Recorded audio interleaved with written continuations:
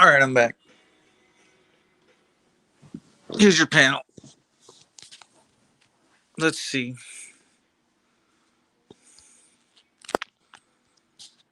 Let's grab a link.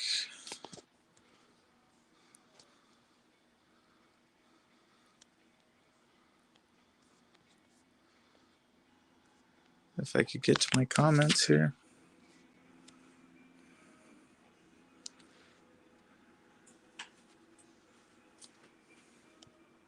Oh, I'm working on it, Rogue.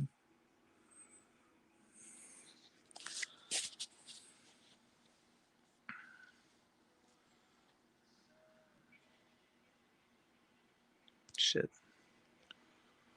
Hold on.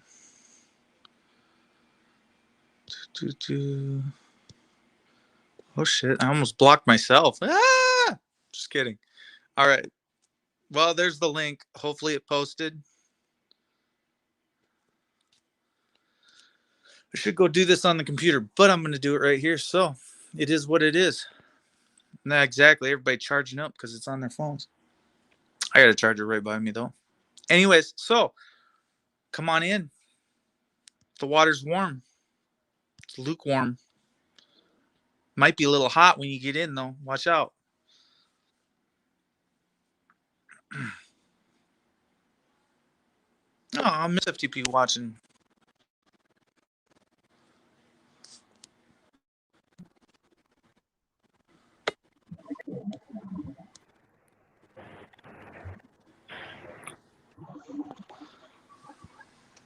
Anybody else? Good morning.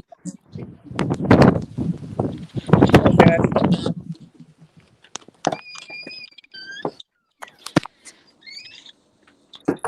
Good morning, gentlemen. Good morning. Hello, Okay, we got one more coming in. Hold on. Let them all pour it in here. All right, is that it? All right, we got 8 people in here. We're off to a good start. All right. What would you like to add to yesterday's and what did you hear what I said earlier in the stream? Who, me? Yes. No, I didn't hear it. I just got in when I heard you saying that the live panel, I wouldn't do a live panel. Okay. You'll do your own live panel, yes. You'll go over to Jeff's. I've never done a live panel. So you've always just done Live streams, that's correct. Correct. Is there a reason that you rather not do a live panel? Well, for one, I'm not really tech savvy. For two, most live panels resemble like a high school gathering. So I don't really become too involved with them. I stop by live panels here and there, but I mean, yeah, I just don't do live panels a lot. There's nothing against them or anything. I just don't really get into them. I have a lot of time that is needed elsewhere besides, bullshitting about rumors in the auditing community and whatever else gets talked about 99% of the time on live panels. So is it that you don't care about the auditing community, or is it that you don't associate with them? No, it's known as time management and prioritizing things in your life like family, work, that sort of thing, education, that sort of thing. If there's a live panel on, like when Jeff does his live panels on constitutional questions and the amendments, I'm on every single one of them. If there's a live panel that's discussing how to change stuff and how to make things better, I'm on that panel.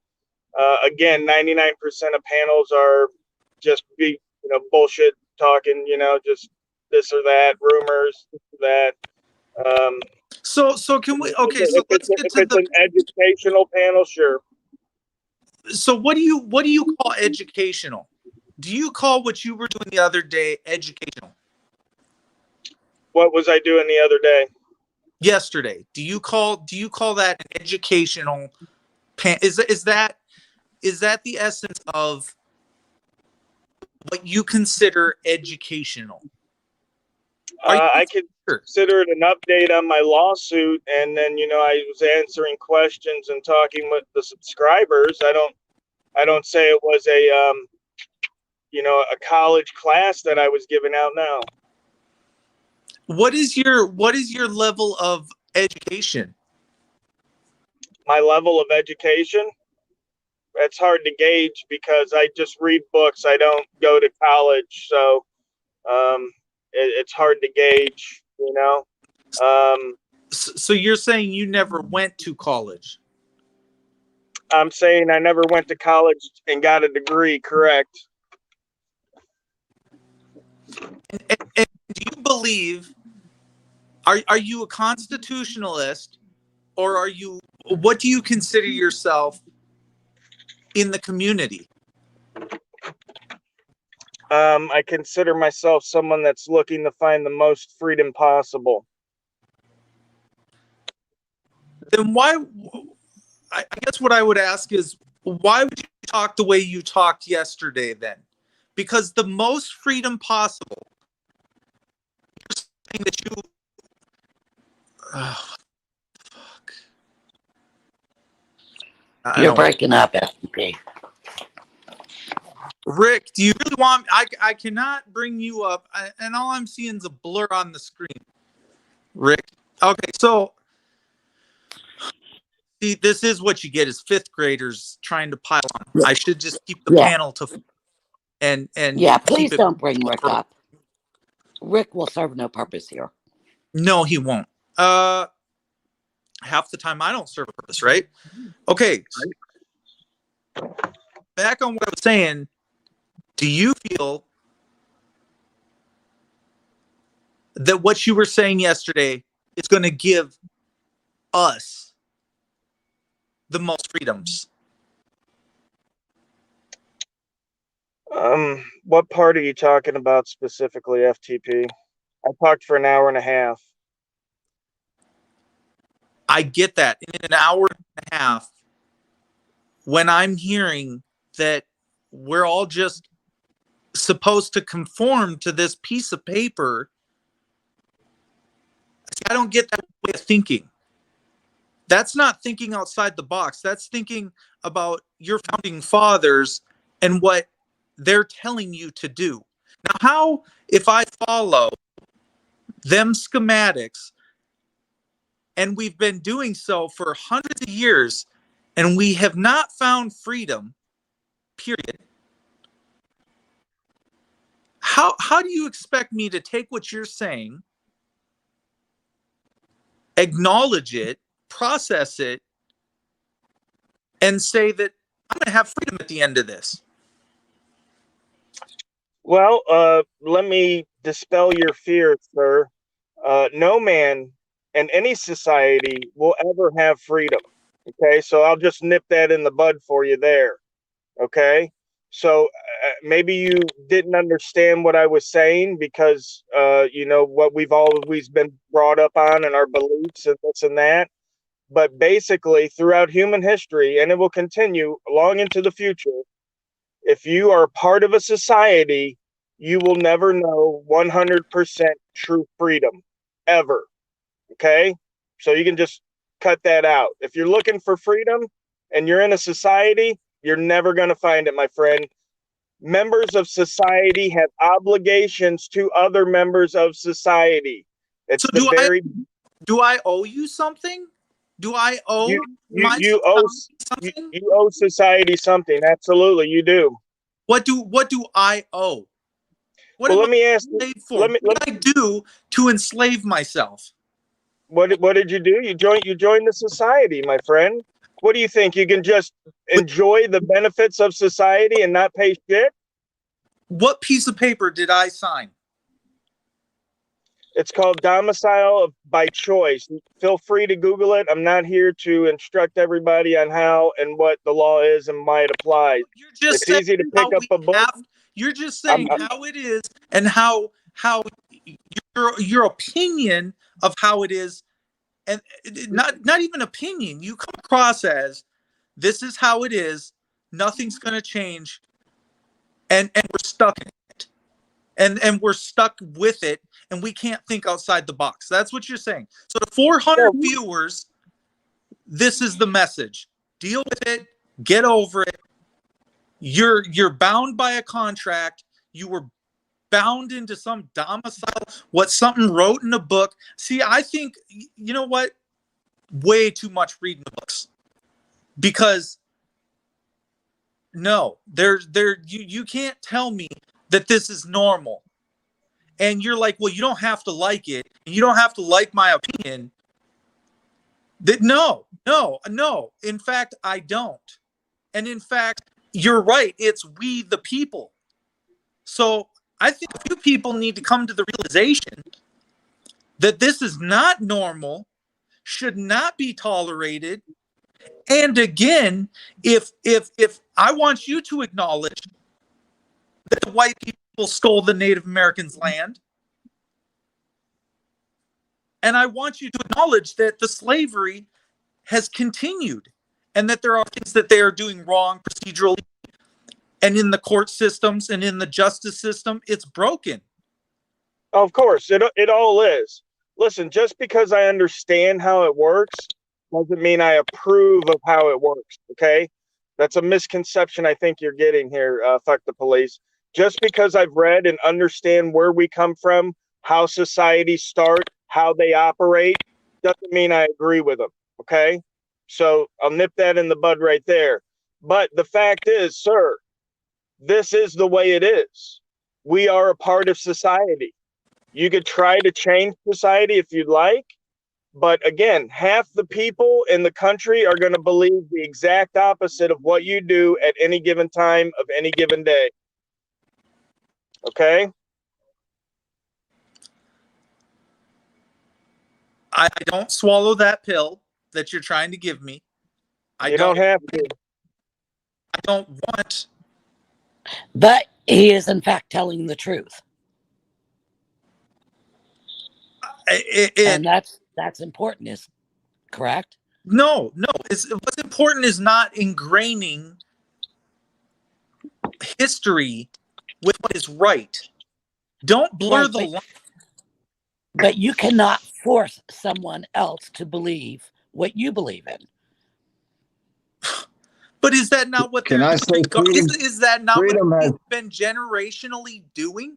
We have forced the Native Americans, an entire culture, to think the way we think. We have indoctrinated them to the point you will sit there in this classroom and you will do what we tell you to do, and you will think the way we think. Otherwise, we will consider you combative, non-teachable, and we will jail you, and we will put you in prisons, and we will enslave you because you don't think the way we think.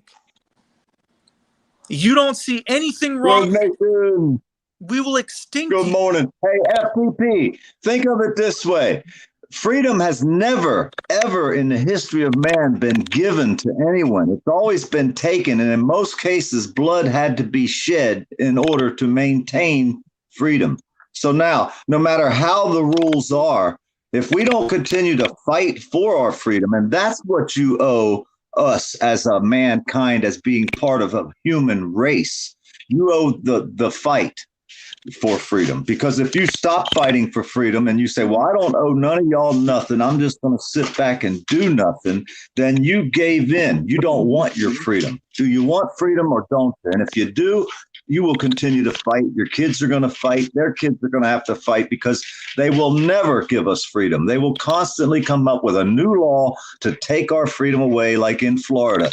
If we're all standing in a crowd and someone breaks a window during a protest, they will arrest every person in the crowd now. Rogue Nation, me, and everybody. If we're sitting at a diner outside eating a meal, a crowd shows up. It becomes a protest. Someone breaks the window, the cops show up.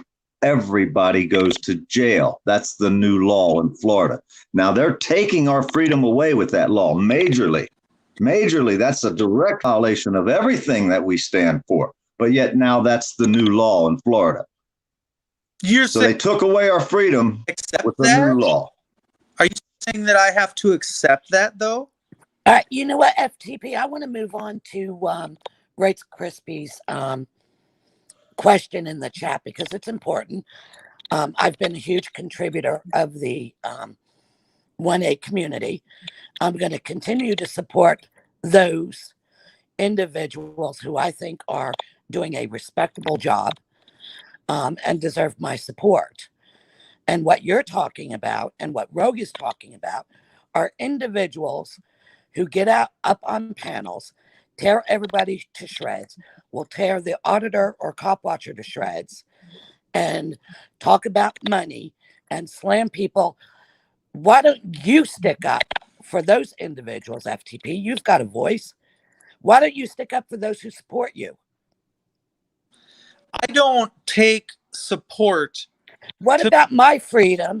What about my freedom to spend my money the way I choose and not what some panelist has to say? I don't see it as, if you're not going to contribute to everybody getting free, then why should you reap all the rewards if you cannot get on board with the message, the narrative, and the, instead of me, and I, and what I have to do and what I'm doing in life, and not come together with other people. Not say, I didn't watch TV yesterday. I don't watch much TV. And I'm actually not that involved. And I don't even know what really went on in Minneapolis. Right, but who's reaping the rewards? Who is reaping rewards? The people that are talking like it's religious, when in fact, it's not fact. The narrative that you're speaking, okay, your knowledge, what you read in the book, that's what we all think we know. But we need to rethink and relearn. Otherwise, we're just indoctrinating the masses further, and we're just hurting them. All right, here's another one, FTP, which has been a huge issue, which as a member of the 1A community, I've been bashed about. Why do individuals get out there and continue to support, and Rogue Nation is excluded, because he and I've had a discussion. Why aren't you out there bashing those individuals saying they're fighting for our rights, but yet they are child molesters? Wouldn't that help the community and the 1A community by getting rid of those vile individuals instead of promoting them on channels? I can do nothing about those individuals. There's nothing that I can do. There's nothing the cops can do about those individuals. And it's proven by YouTube TOS. There's nothing they can do. Even though they're not supposed to be online, and they know they're not supposed to be online, there's nothing they can physically do. The rights apply to those who use them. Okay? You as an individual decide how you and what platform you're going to do and go and get on. Nobody and nothing can tell you. I'm not here to bully anybody else. But what I am here to do, those who want to stand with me, they stand with me. Those who don't, and those who, and I'm not trying to push some fucking narrative like the KKK and get everybody to be all fucking throwing rocks and shit. But I will tell you, I'm not against it neither. Because how many times have they said, okay, everybody go home, you won the fight. Meanwhile, we're going to go gun another motherfucker down. America is full of their bullshit. I'm done with their bullshit. It isn't going to fly with me, and I'm not going to pretend like I'm not against the establishment. The establishment is fucked. And it will not, you're not going to justify killing an unarmed black man. You're not going to continue to throw me on the ground for no fucking reason at all. I don't want your fucking money. Your money's not what I'm after, just like the natives. The natives will not accept their settlements and won't accept their money either. You're like, well, you were born into a system. No, bullshit. I was born out of my mom, never touched the fucking ground for many, many minutes. And if it wasn't for the love of another person grabbing me, bringing me to life, or resuscitating me, or caring about me, I wouldn't be here today. This has nothing to do with sexual offenders on the internet. Zero. And everybody that wants to make it about that and come into my room and be the pissing pot for sexual offenders to gather, I can do shit about who comes in and who goes out. And I've seen all the fucking trolls. And how many people want to, I will go through someone's papers. If you say you are not guilty of a crime, I will read your papers, I will go through your papers, and I will defend you as such. If you say you're not guilty to me, I will look at the paperwork. And just because there's something bad in that paperwork does not mean that they didn't fuck up procedurally. I will look at the case, and I will also pass it on to other people. Okay, the ACLU, if you go to them and you ask them for help, your job should be to fucking help. Not to go, oh, that's so egregious. Man, the cops really did creative writing 101 on you, so fuck you, your life's gone. Meanwhile, you didn't do anything. And I know many people that have been falsely convicted. Let me jump in there real quick, FTP. I've got 11 minutes before I got to get into work. So if you got something specific for me, let me know. We already knew, even from what you said yesterday, you got to go to work. Like, I don't even know the level of the stake in the game because you got to go to work.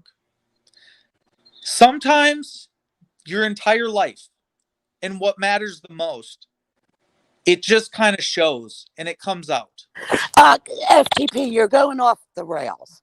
What Rogue is trying to say is he's got to go to work. He has to support his children, support his wife. I give understand. Them a good way of living. So you need to separate. You're not separating the two. He has his family. That's one area of his life. His activism is the second area of his life. Well, and that's not being selfish. That's not being selfish. That's being a good person. That's being a good person. And you're missing the whole point. There's many good people, but the people that are put it all on the line and that are selfless in the fight, that's who I want to be aligned with. I'm not in it for half-ass fence riding and multiple people jumping online for an hour, collecting all the money they can and getting off. That's not it. All because you know the book or you can speak of like no rights, just basically how America is and how America it came to be. I'm not interested in that. I'm not. Okay. Well, you know what, FTP? Well, hold on. Rogue Nation, go ahead. Okay, go ahead, Rogue. Well, I was going to say, I don't force anybody to watch my stuff. I've never held a gun to someone's head and made them click the link to watch my video. So basically what I'm going to say is this before I have to go to work, because yes, I do have a family to support. Yes, my family is more important than my activism. I hate to say it, brother. My kids, they're always going to become before everything, sir. So yes, that is a fact. And in 9 minutes, I will be walking into work to support them. So let me be clear. The information I share is knowledge that I've gained over years of reading books from 1500s all the way up. You can take that information, you can use it for your benefit, or you can dismiss it. Either way, I don't care. Okay? You can lead the horse to water. I can't force feed you the information. Is it true? Is it not? Get off your ass, pick up a book, find out. Hey, are you in the military? No. Have you ever been in the military? Nope. Any reasoning for that line of questioning?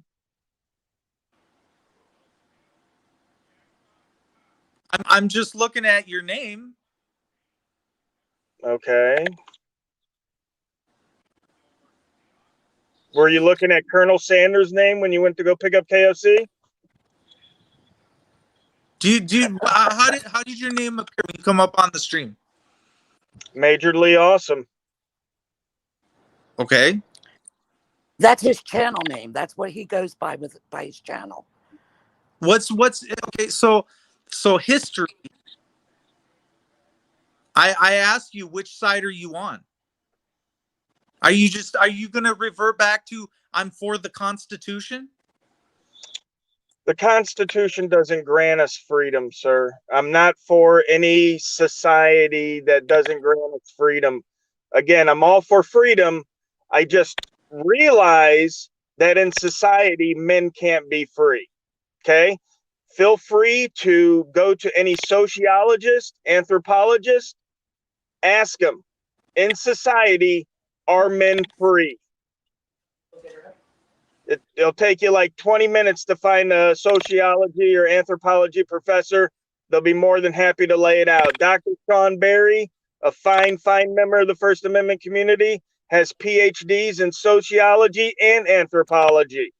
Okay? He'll be more than happy to fill you in. He'll be more than happy to tell you what I'm saying is the truth.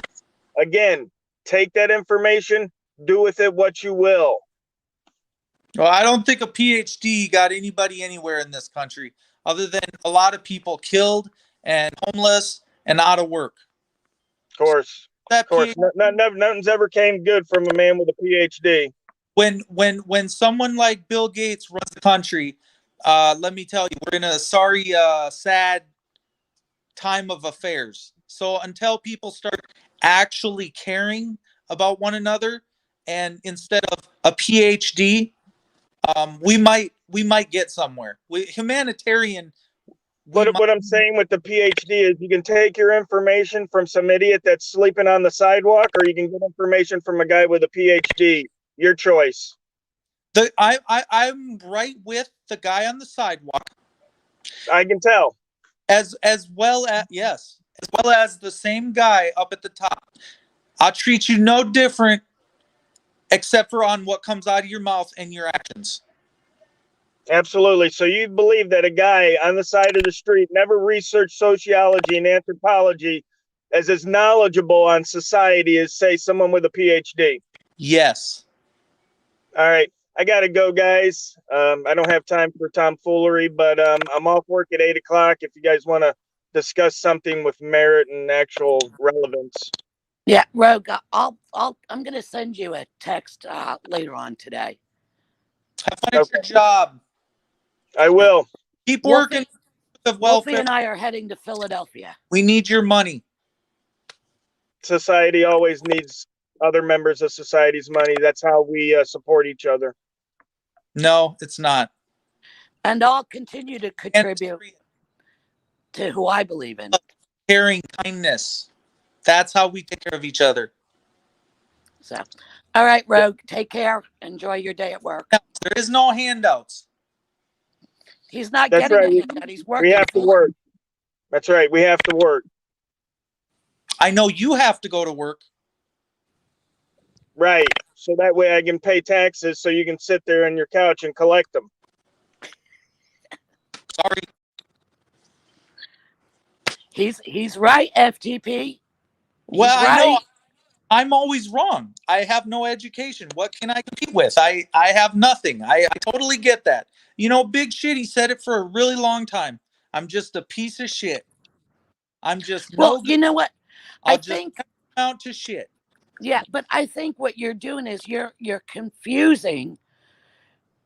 You're putting auditors all in one basket, and they're not all in one basket.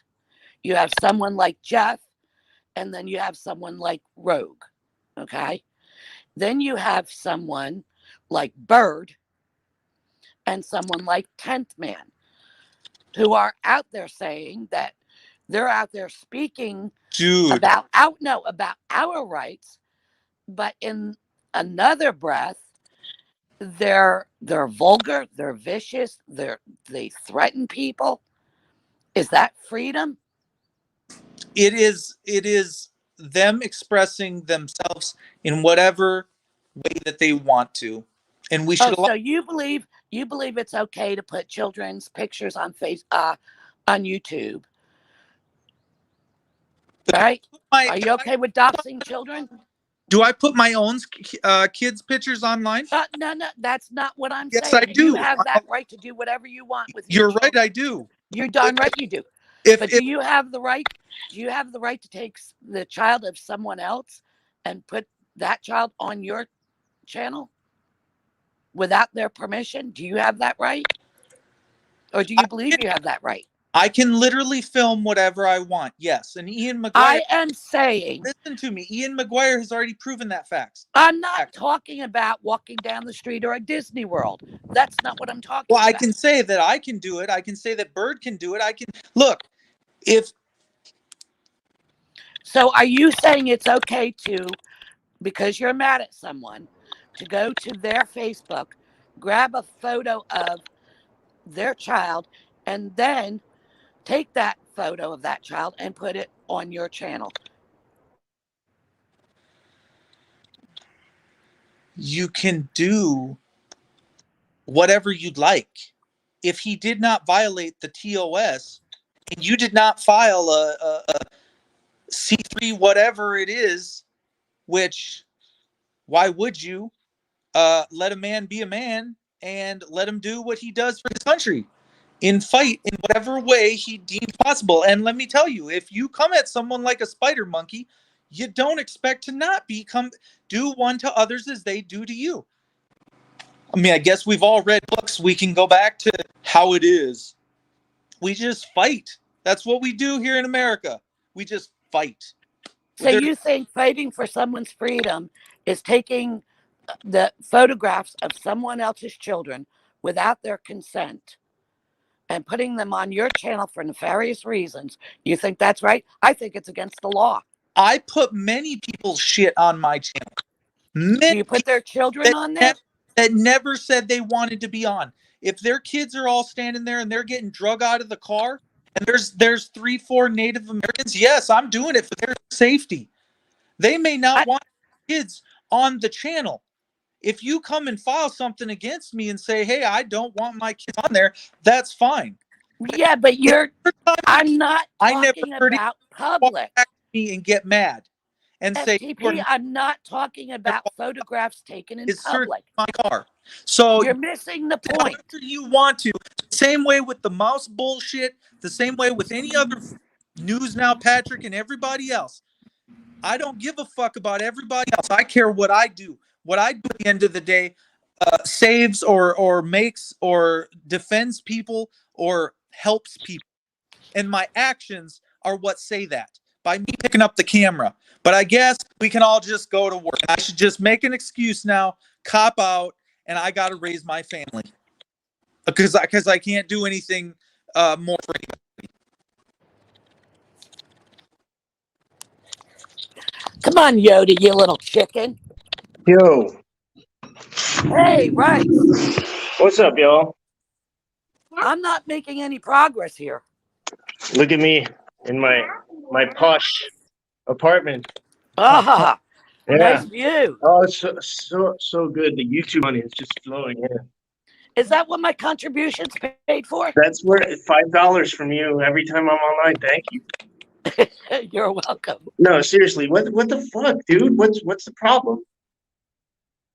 I started watching you and you're like super angry at this guy, calling him a racist and that he's being selfish. I'll tell you what, somebody said selfish in the best way possible. I don't know how anybody cop watching or auditing is being selfish, man. You're risking your life and liberty from somebody that could blow you away because they fucking had a bad donut in the morning or something. How is that selfish? I'm really trying to understand your life. I love you, man. I always like, you speak the truth. I'm all for, raising awareness on the violence and suffering that people of color have had to endure, like Native Americans first. But what happened? What did this guy say that triggered you? Why? That's the point. Is why not stick to the point? It's not about me. It's not about bashing me. It's not about bashing my channel. It's not about bashing him. It's not about bashing his channel. It's about doing right at the end of the day. It's about speaking right. History is not all you can follow. A book does not tell you. The officer obviously doesn't know which side's the dominant side, right or left. And their training of 6 weeks at the academy is not good enough, and it's not okay. But they sure did goad everybody to go home and say that it was fine. And he'll sure tell you and switch the subject or the narrative. If you're going to go out and film, then go out and film. The opinions expressed, yes, they're opinions. You should put a book. You might want to say, hey, this is out of a book. This is nothing that I agree with. This is just something that I read. Nobody's hating on anybody. But when I jump on a channel and 5 minutes into it, I just feel like you're against me. I feel like you're not with the people. You're not doing the good that I see. You're That's not what I'm trying to understand. that America needs. I'm sorry to interrupt, but that's kind of one of my things. I'm sorry. I'm trying to understand because you said that before when he was on here that you know if people don't care. People don't care. How do you determine how much people care? How do you know what I've done as far as service in my community? Just from what I've watched and what you've watched on YouTube, you don't know that I put together 10,000 meals in about 2 hours with a bunch of good people. You know, and that's going out to hungry people all over the world. But we don't show everybody that. We don't let the left hand know what the right hand is doing all the time.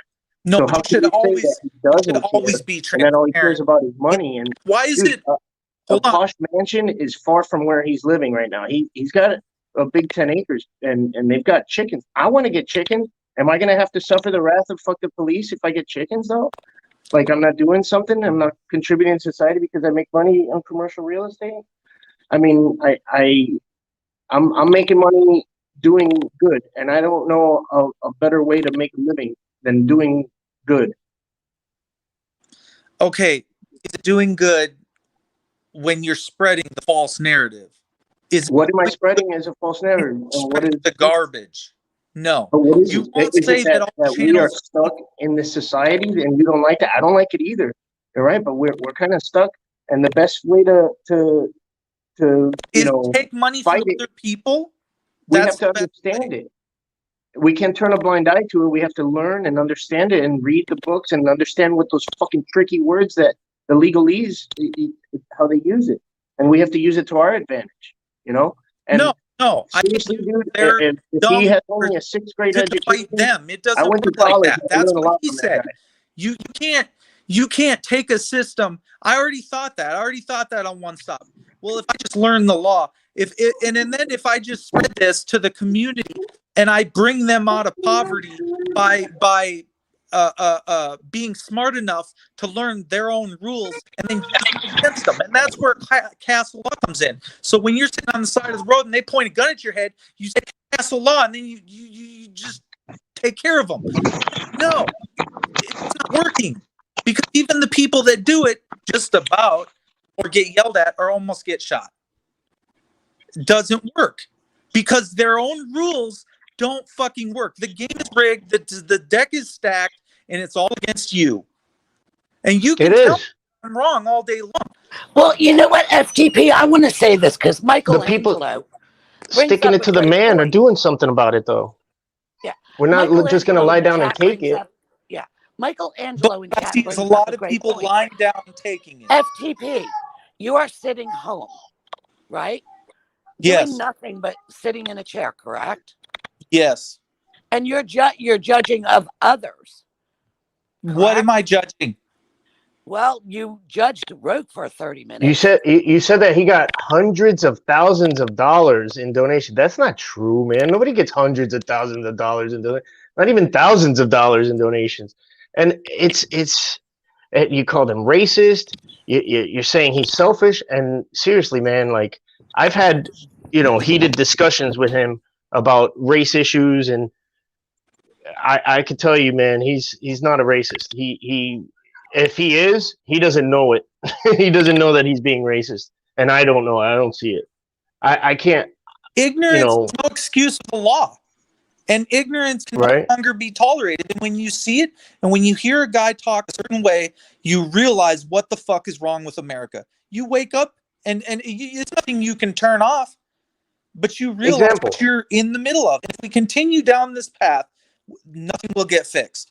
Because what was it that he said that you're home, nothing to see here?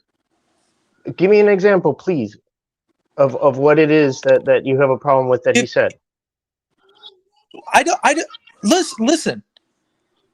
What he said, or what he didn't say. You can go back and watch his entire live stream yesterday, and you can see, right? So go I didn't watch it actually. watch his yesterday's live stream, and you come to your own conclusion on what you think. I actually watched it. I It's watched it, and push back against any one or another person. But I'll tell you, when I see alarming shit or when flags are going off in my head that say something is not right, it has, Yeah. may I give my opinion since I watched it? So please tell me. Yeah. What was it? He was giving updates on the lawsuits Yeah. that he filed after his arrests. he was talking about. Two were, excuse me, FTP, may I finish speaking? He spoke that there was resolution to two of them. There's more that he's filed. His arrest in Georgia. He was speaking to his subscribers. He was giving them updates on what was happening and what he would like to do in the future. So it wasn't Rogue talking to the people. It was Rogue speaking to a community who wanted to come in and hear what he had to say and what was going on with his activism. I found nothing wrong with anything that he said. Yeah. Where's the Nothing red flag? controversial.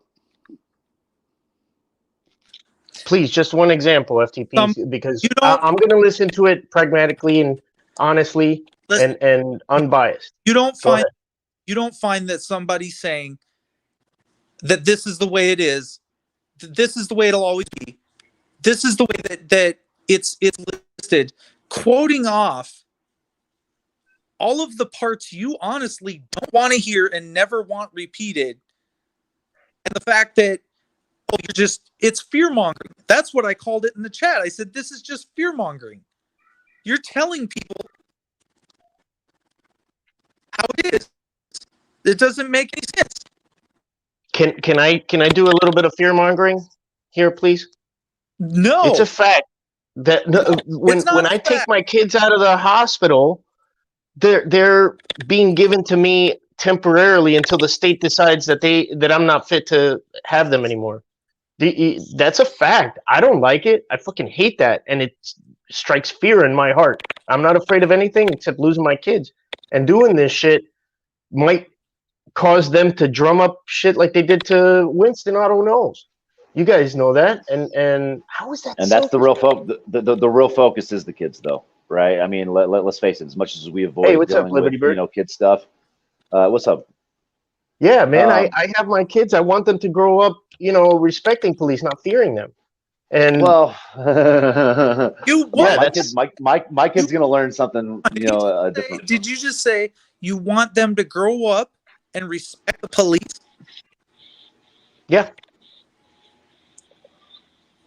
What's wrong with it? How's that not a trigger word? How is that not the worst thing in America that you could wish right now upon any? No, because you're not thinking. You're not thinking outside of the words that I use. You're letting the trigger word trigger you. But think about it. What I'm saying is, I want police to be respectable, not just my kids to respect the fucking foul-mouthed racist cops. No, the ones that are saying Blue Lives Matter right after they shot a 15-year-old. I want them to be good. I want them to be the best of our society. And if someone does need their help, when I can't, stack up on my neighbor's door and save her from a jealous boyfriend or something, I want an actual SWAT team that is trained correctly to do that. Think about this, though, right? Look at history. Yeah. If you look at history, from the crucifixion of Christ till now, okay, you show me one good cop, and this is talking to a guy that has been a neighborhood watch block captain. I have citizen arrested gentlemen who have committed felonies.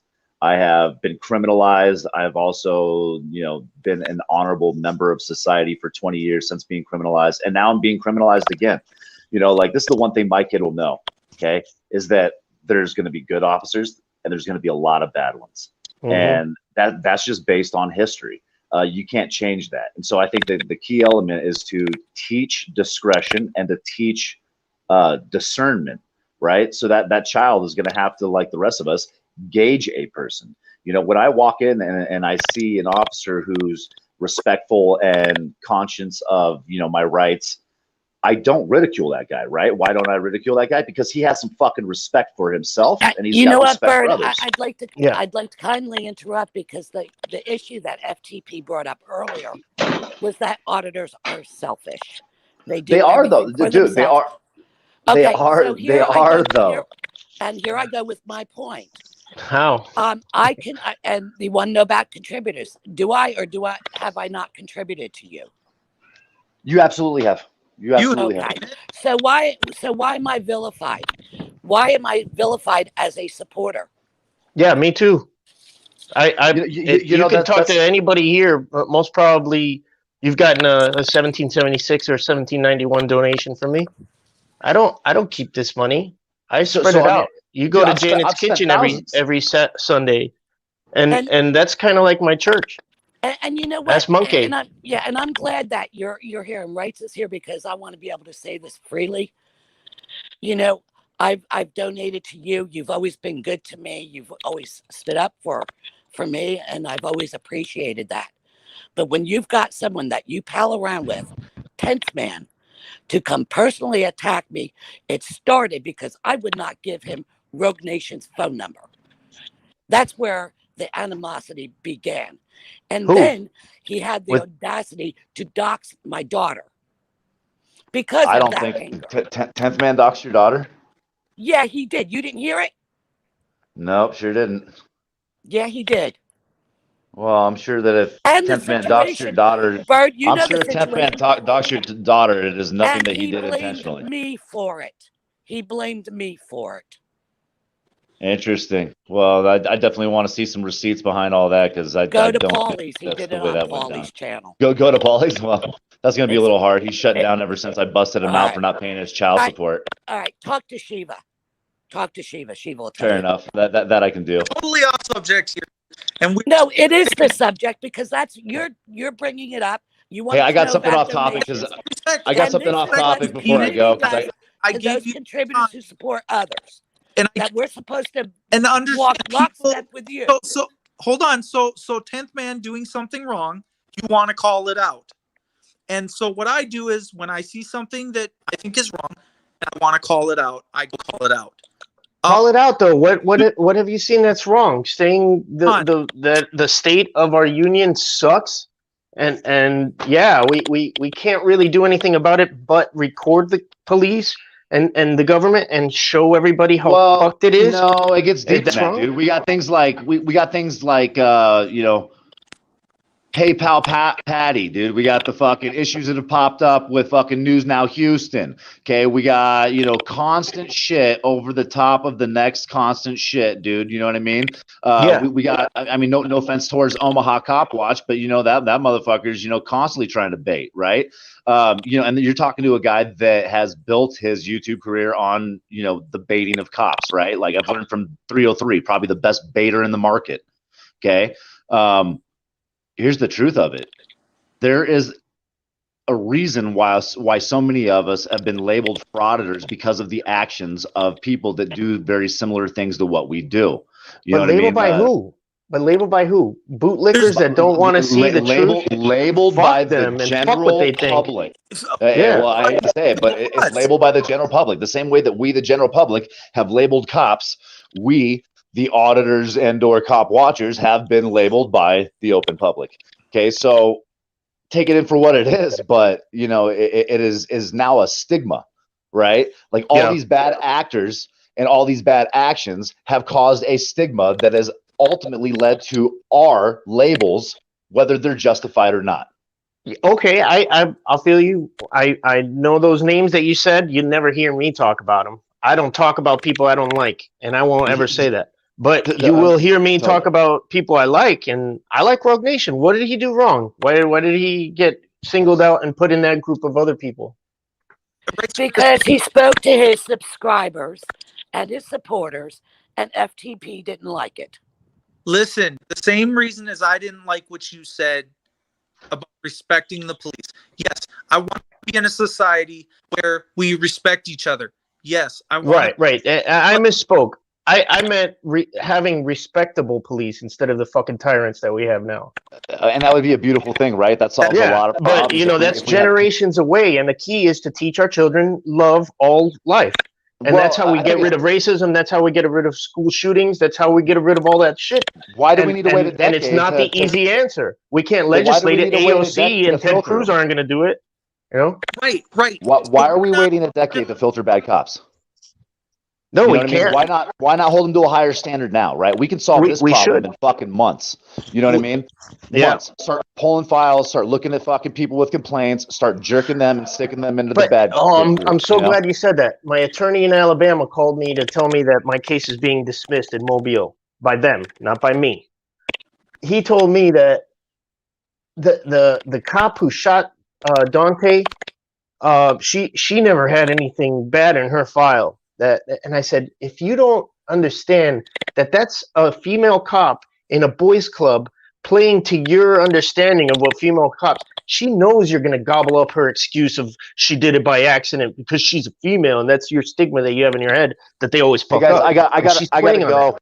I gotta go. Right, so, thanks for having me. It's good to see you. Right, Peanut, hey, Butcher, you too, Farmer, Ghost. FTP, give me a call when you're done. I have that information on Troy Dean for you, bro. So, sweet.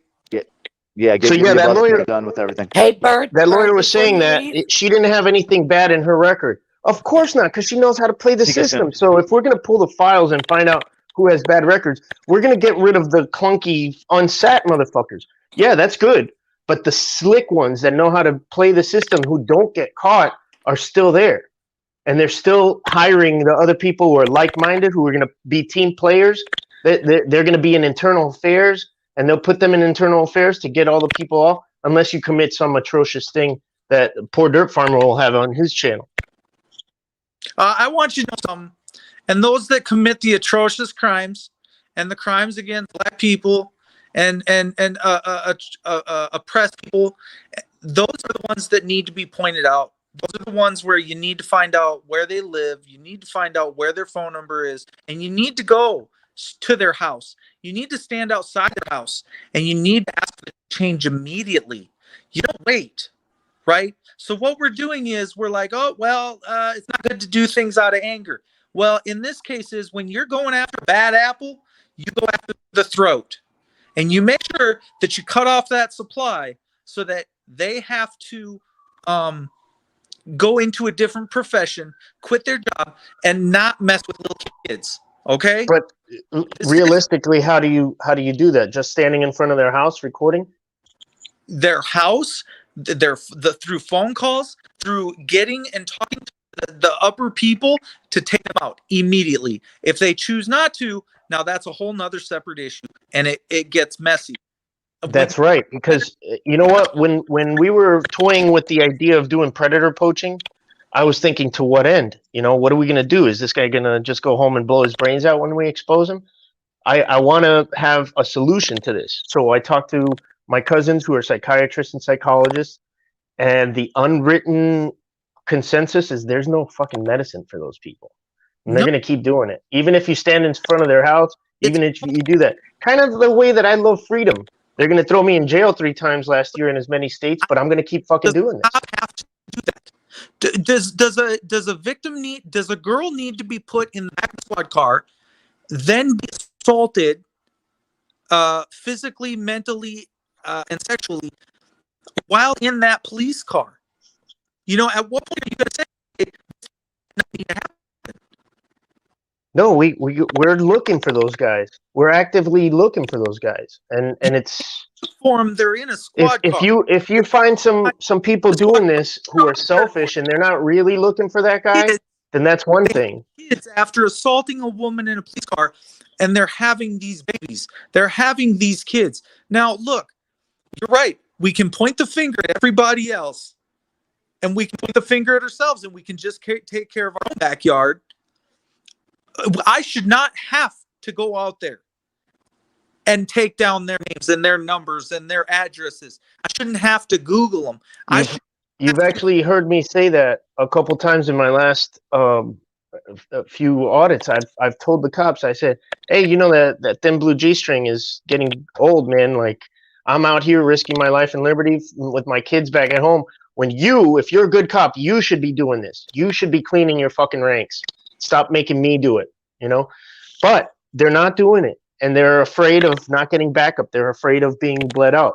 I'm the only thing I'm afraid of is my kid saying, "Oh, growing up, my dad got killed in jail because he exposed some fucking child sex trafficking ring in Polk County, led by Sheriff Grady Judd, and all the judges and lawyers letting people go free."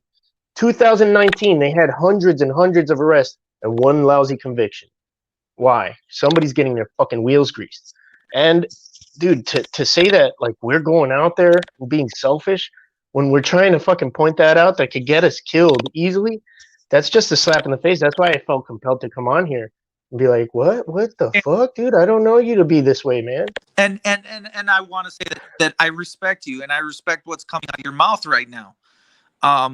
Until you Thanks. said, well, hey, I want to respect cops, right? So I do, and I understand when I take things and the wording just isn't quite right for me, and Right. I'm all over it, and you got people analyzing what you're doing or what Rogue's doing, and I understand that criticism, and I also didn't give it to Rogue 110%. I'm not trying to be disrespectful to him. Bro, you called his mama out, man. And you're like, what was your mama doing with racism? And bro, that was... Listen. If it shocks and awes the conscience, and if I dig into your past, and if I make you think about what you're saying, you will reevaluate and you will grow and get better. And that's what Joe always says. Oh, I'm sharpening you. I think it's BS. But neither here, neither there. I understand going off the rails. I understand when I'm not right. I understand if I maybe overstep the line. But when I hear somebody, and I said it right away to my wife, and I sat down and I talked with her for 30, 45 minutes. If it sounds like racism, if it sounds like bigotry, if it sounds like all these big words that we use,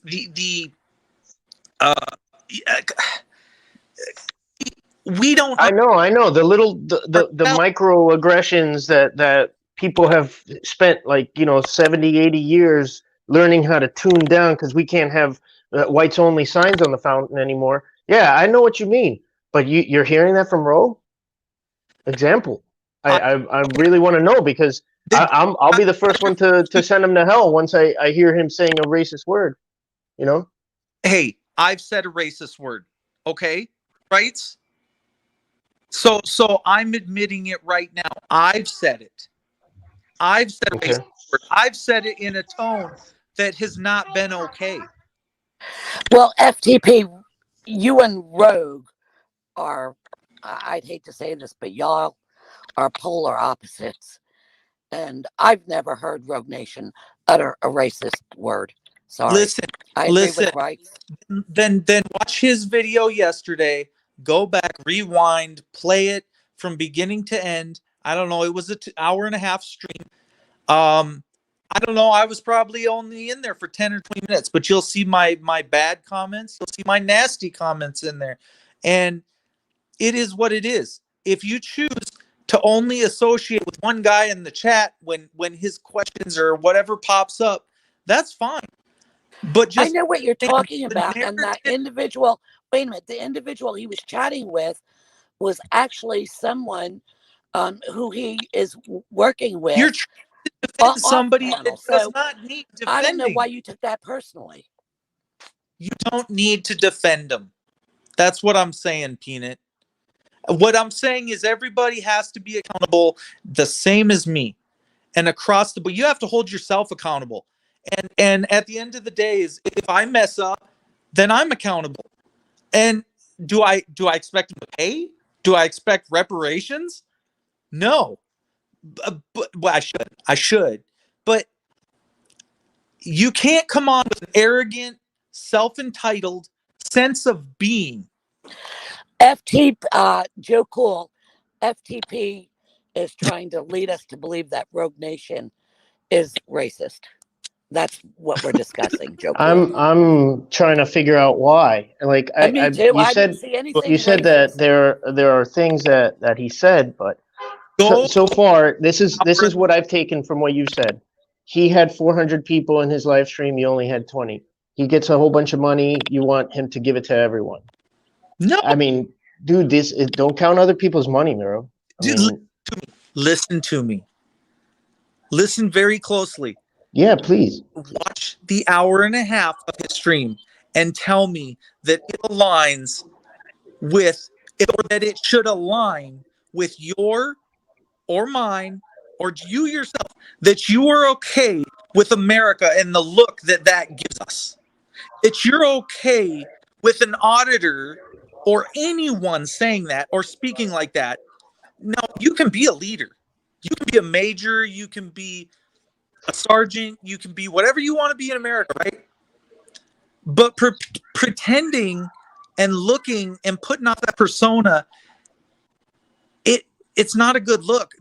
Look, Because he uses the word, the majorly awesome. You asked him if he was in the military and stuff. It's just a name. Like I don't eat Rice Krispies. I don't eat Rice Krispies except once because James Madison forced me to. That was it. It's the only time. But I just like the way that sounds. And he's not in the military. He's not stealing valor from anybody, claiming that rank.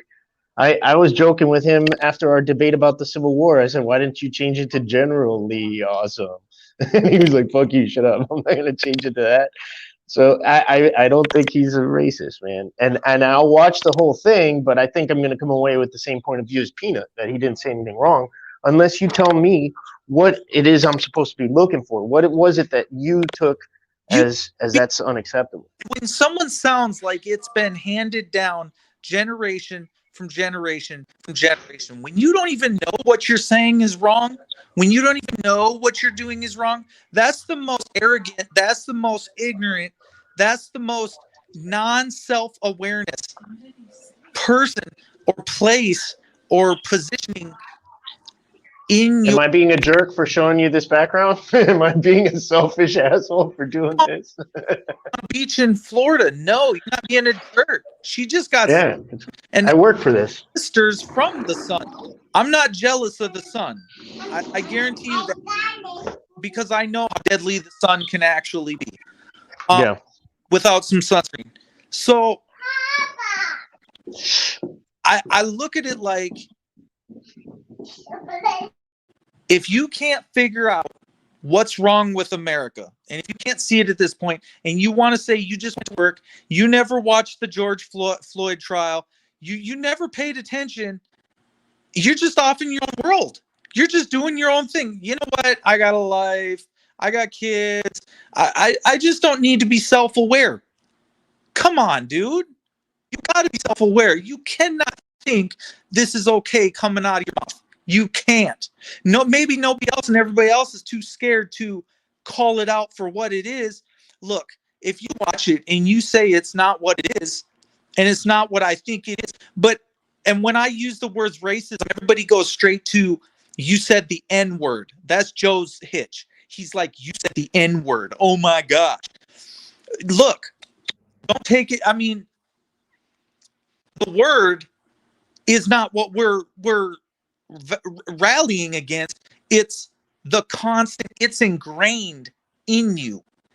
You can't beat it out even if you tried. Like, you can't quit being who you are. Well, some people just aren't fit for it. They shouldn't be here.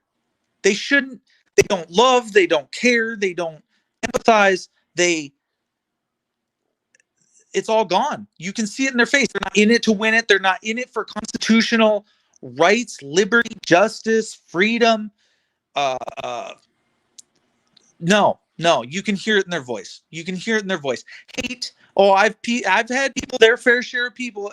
You just hate your hate channel. Look, it's in your name. It's in your name. Since when has fucking not been a thing in America? It always has been. It always will be. You can't tell me nothing. But because it offends one or two, that gives them a right to. But anyways, back to Rogue. I mean, look. If you listen to it and don't think that something's wrong with it, and he doesn't acknowledge it, there's even more of a problem than what we first thought in America. Because it's your Well, I encourage everyone to go to Rogue's channel, watch his live stream from last night, and form your own opinion. I found absolutely nothing wrong with anything that he said. I was grateful for the information and the updates. And as a contributor and as a supporter, I appreciated it, just as the many others who expressed that they were happy that Rogue was giving them an update and including them. listen. So that was my take on it. Even this guy, if you listen to the wording that they're using, having all the money is not a sin. If you earn all the money, then you deserve all the money. Earning is deserving. Needing is not deserving. Okay. So he's gonna label it as not deserving. But the honest to God truth is, what is wrong with what you're saying, with the narrative that you're pushing? And so a lot of people they write comments, they don't think about what they're saying. It comes out how it comes out, and they don't have feelings for other people. So what they're Yeah, saying, I'm not on that team. I'm on the team where we help the needy. And if you think that that's socialism and you've never seen socialism in this world ever the way it's supposed to be. You've never seen capitalism the way it's supposed to be. There's corporate cronyism and there's communist dictatorships that you're getting confused with.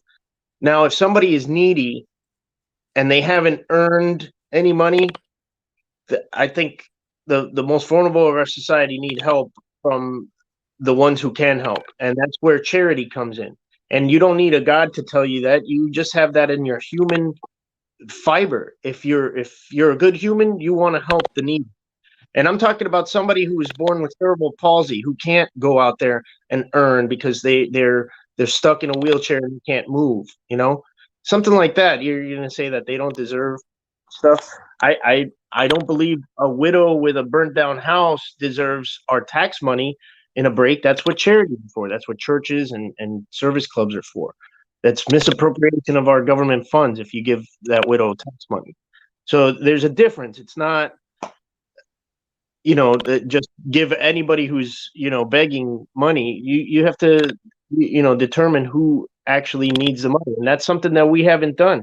The far left will just throw money at everything because that's what the corporate Dems solution is. They don't care. They're going to drink their bottle of wine in their socialite New York Park Place, condo. They don't care about anybody. You know what, right? With the right, they don't care about they're going to fly off in their jet. What comes to mind is something that Rogue had done. I believe it was 4 or 5 weeks ago, when there was a woman who was forced out of her apartment because of a bad landlord. There was feces and holes from rats and roach infested. And Rogue dug into his own pocket, and gave her money for a hotel room for the night, so she would have a warm, clean place to stay. I talk to that guy all the time. That's I didn't even know that the community also does. Just because he did that doesn't mean everybody has to know it either, man. this. Yeah, Is the root and of- it happened. I will add It that happened during a live stream. It was not intended. He didn't have to do it. He didn't have to. Yeah. But Well, So I people- think and I'm the you're type of man person enough. that will say, or bring the money up. hey, here's some extra bucks. Get another night. That's not why what I do this. human And compassion does. well, and the compassion a lot of people are lacking, and they're lacking it right now, not tomorrow. The arrogance of even what you do, where you do your live streams, the arrogance of what comes out of your mouth, the look of an all white YouTube, the look of I don't know how many times I can tell you this entire activist community. I can see one or two. I don't see it as all inclusive. I don't see it as friendly. I don't see it as, because of there's a certain atmosphere.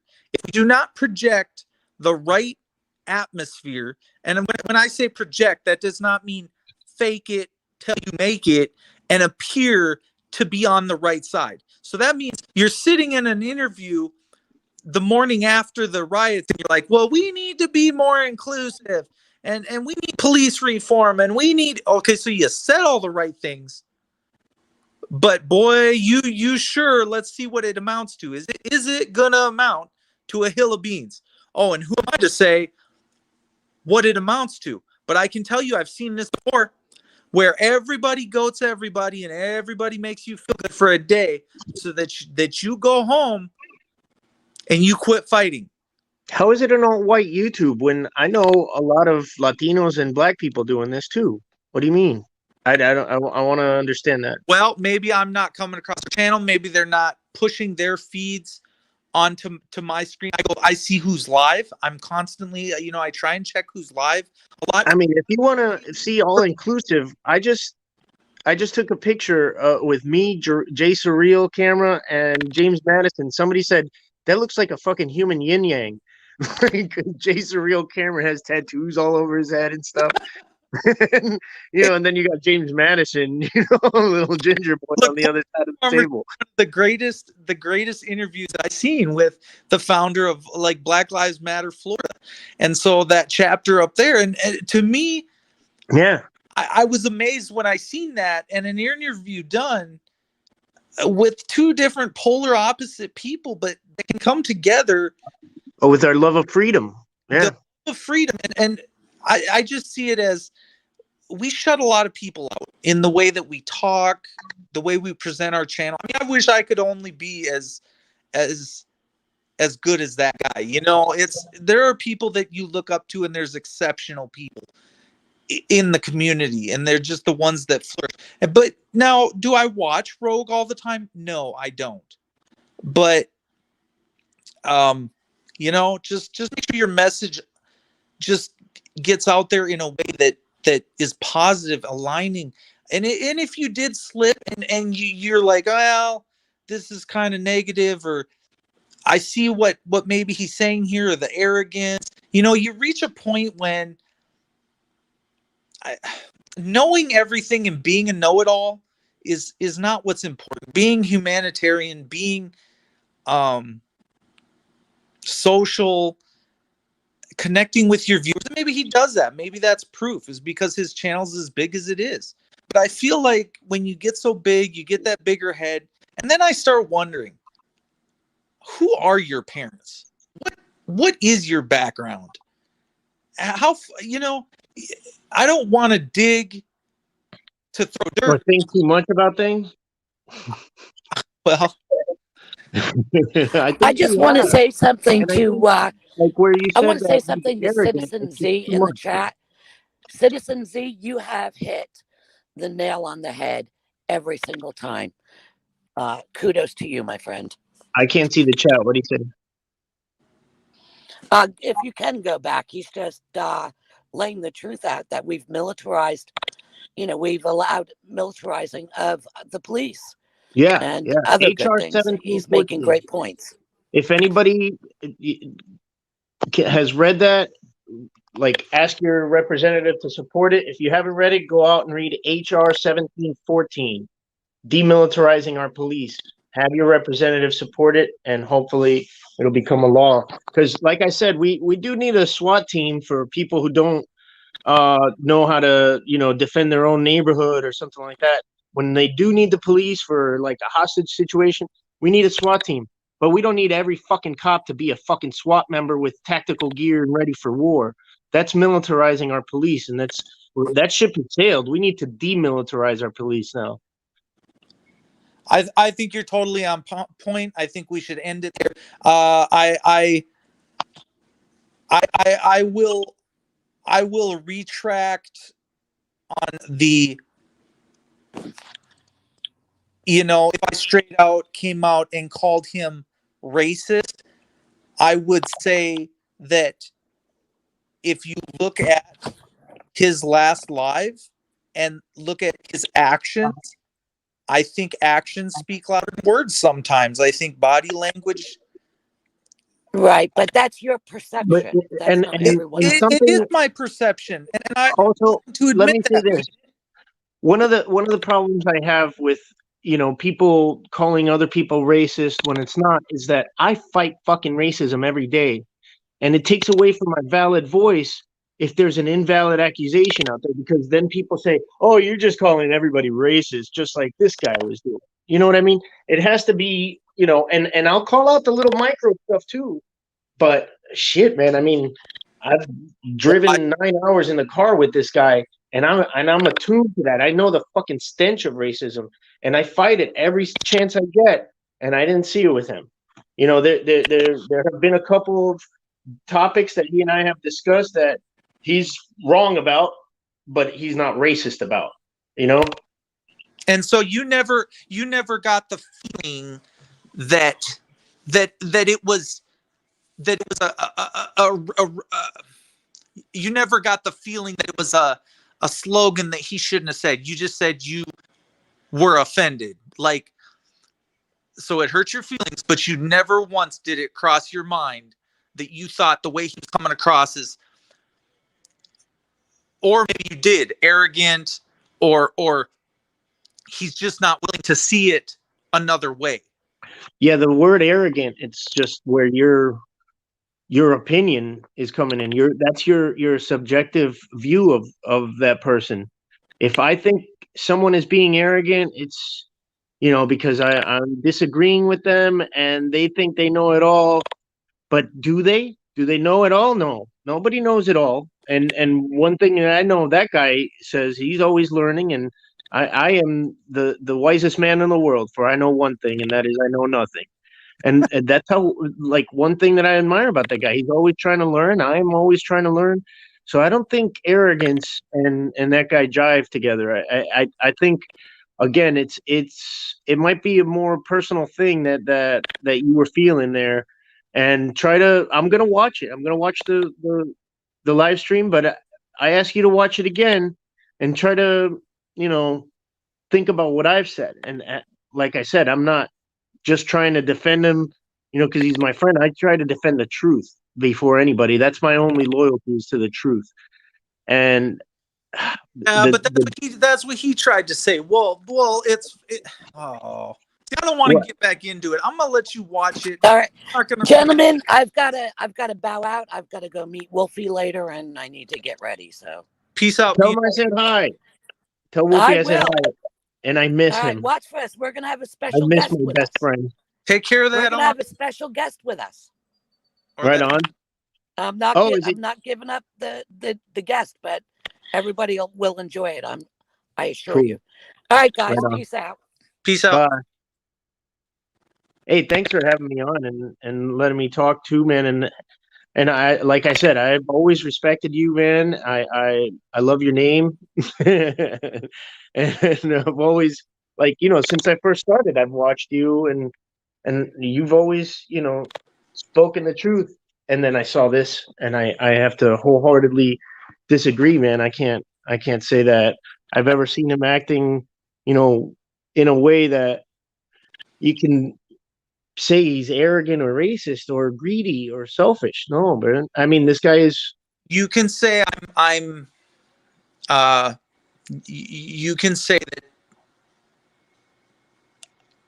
I'm off subject, or like that I don't know him personally, and maybe it is a having to communicate more.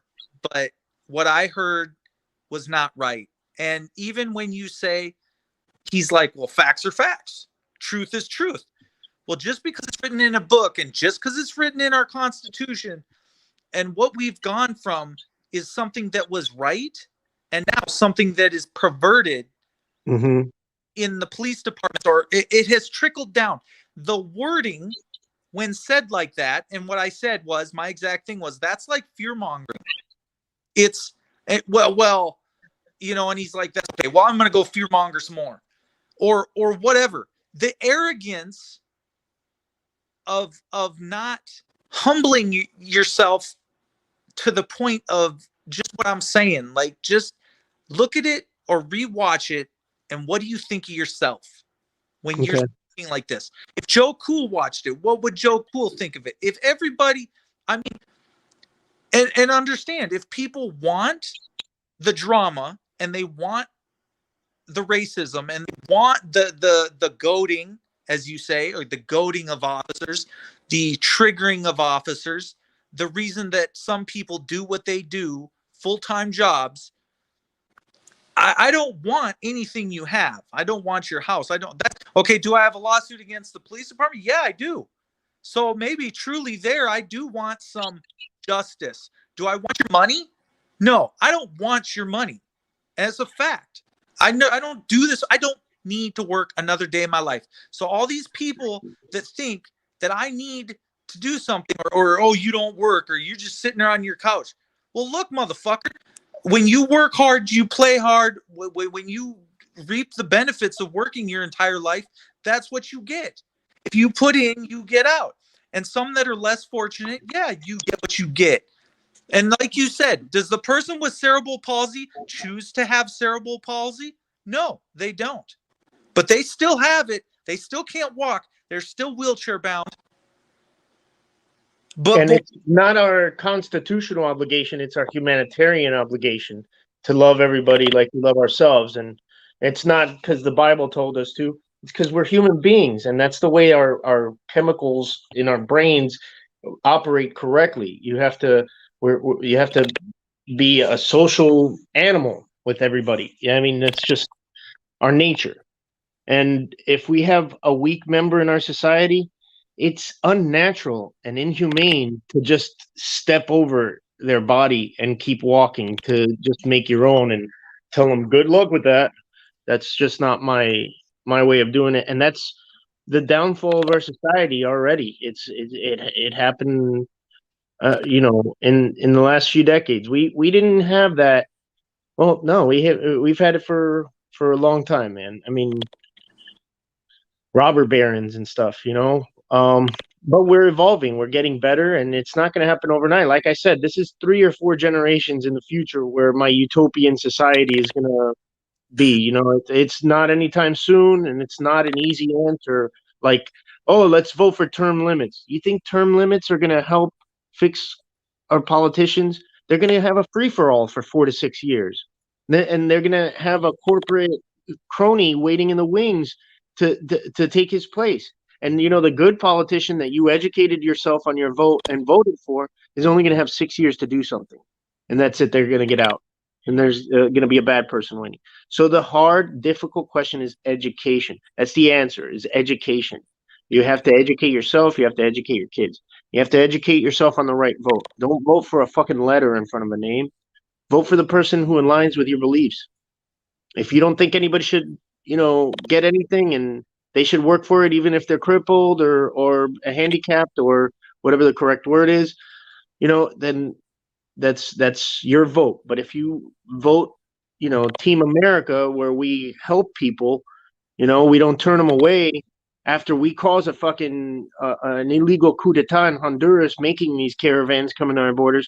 We don't put up a wall that keeps people in, which this administration is continuing to do, by the way.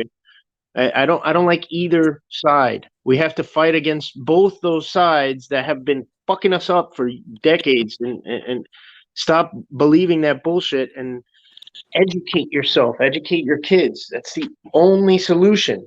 Education. I understand through education and learning. And I used to think, and this is where I disagreed with him. I used to think that we could teach. I could teach people not to get shot. I could teach people how to present to listen to the laws, so that you have to get out of the car because they're doing a Pennsylvania versus Mims stop, or Terry v. Ohio stop.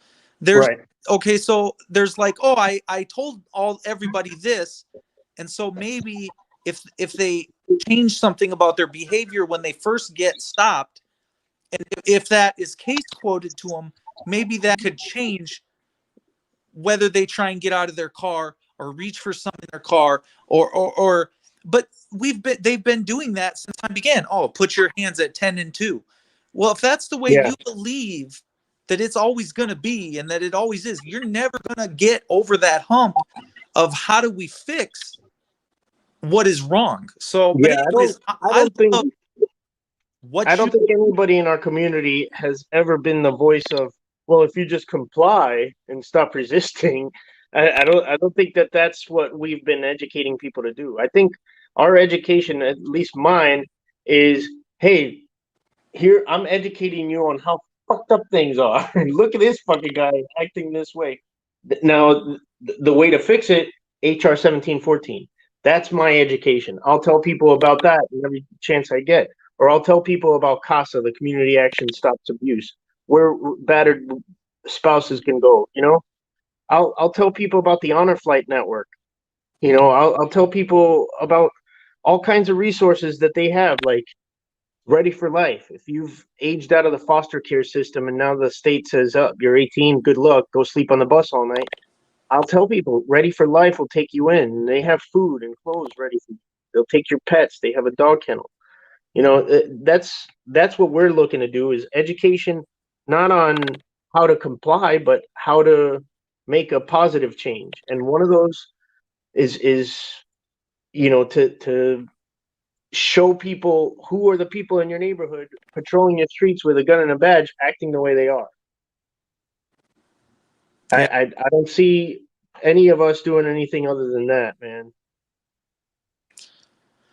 I think we're all trying to help. I think we're all trying to go the right direction. It's the way we say it. It's the way it comes out of our mouth. It's that positive message, and some people do want to watch it burn, and other people want to build it up, and we're all at different stages. Some are in grieving, some have recovered. Some, I didn't think I'd be back on here doing a panel anytime soon.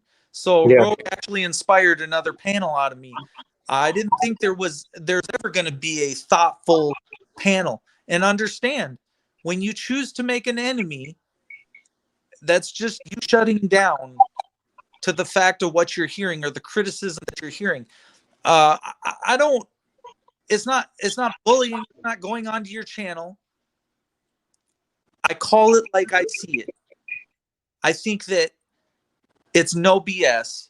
And I think what you'll find from me, there may be a couple comments in there that were uncalled for, but at the same time, at the end of the day, if it brought you over, if it brought the conversation, and if you can lift yourself up and just, I'll check it out. I'll see what it is, and if I see something, I'll let him know. Hey, man, I didn't like. Maybe this guy had a point in what you said here. And again, education will raise his self-awareness and let him know, hey, this was a bit racialist, buddy. But I doubt that happened, man. I mean, I can't think of. I'll go back and rewatch. And, of course, I always have to reevaluate my stuff from day to day, but yeah, I'll do that. And it doesn't mean that I ever have to. I can always hit the subscribe button. I can always hit the bell.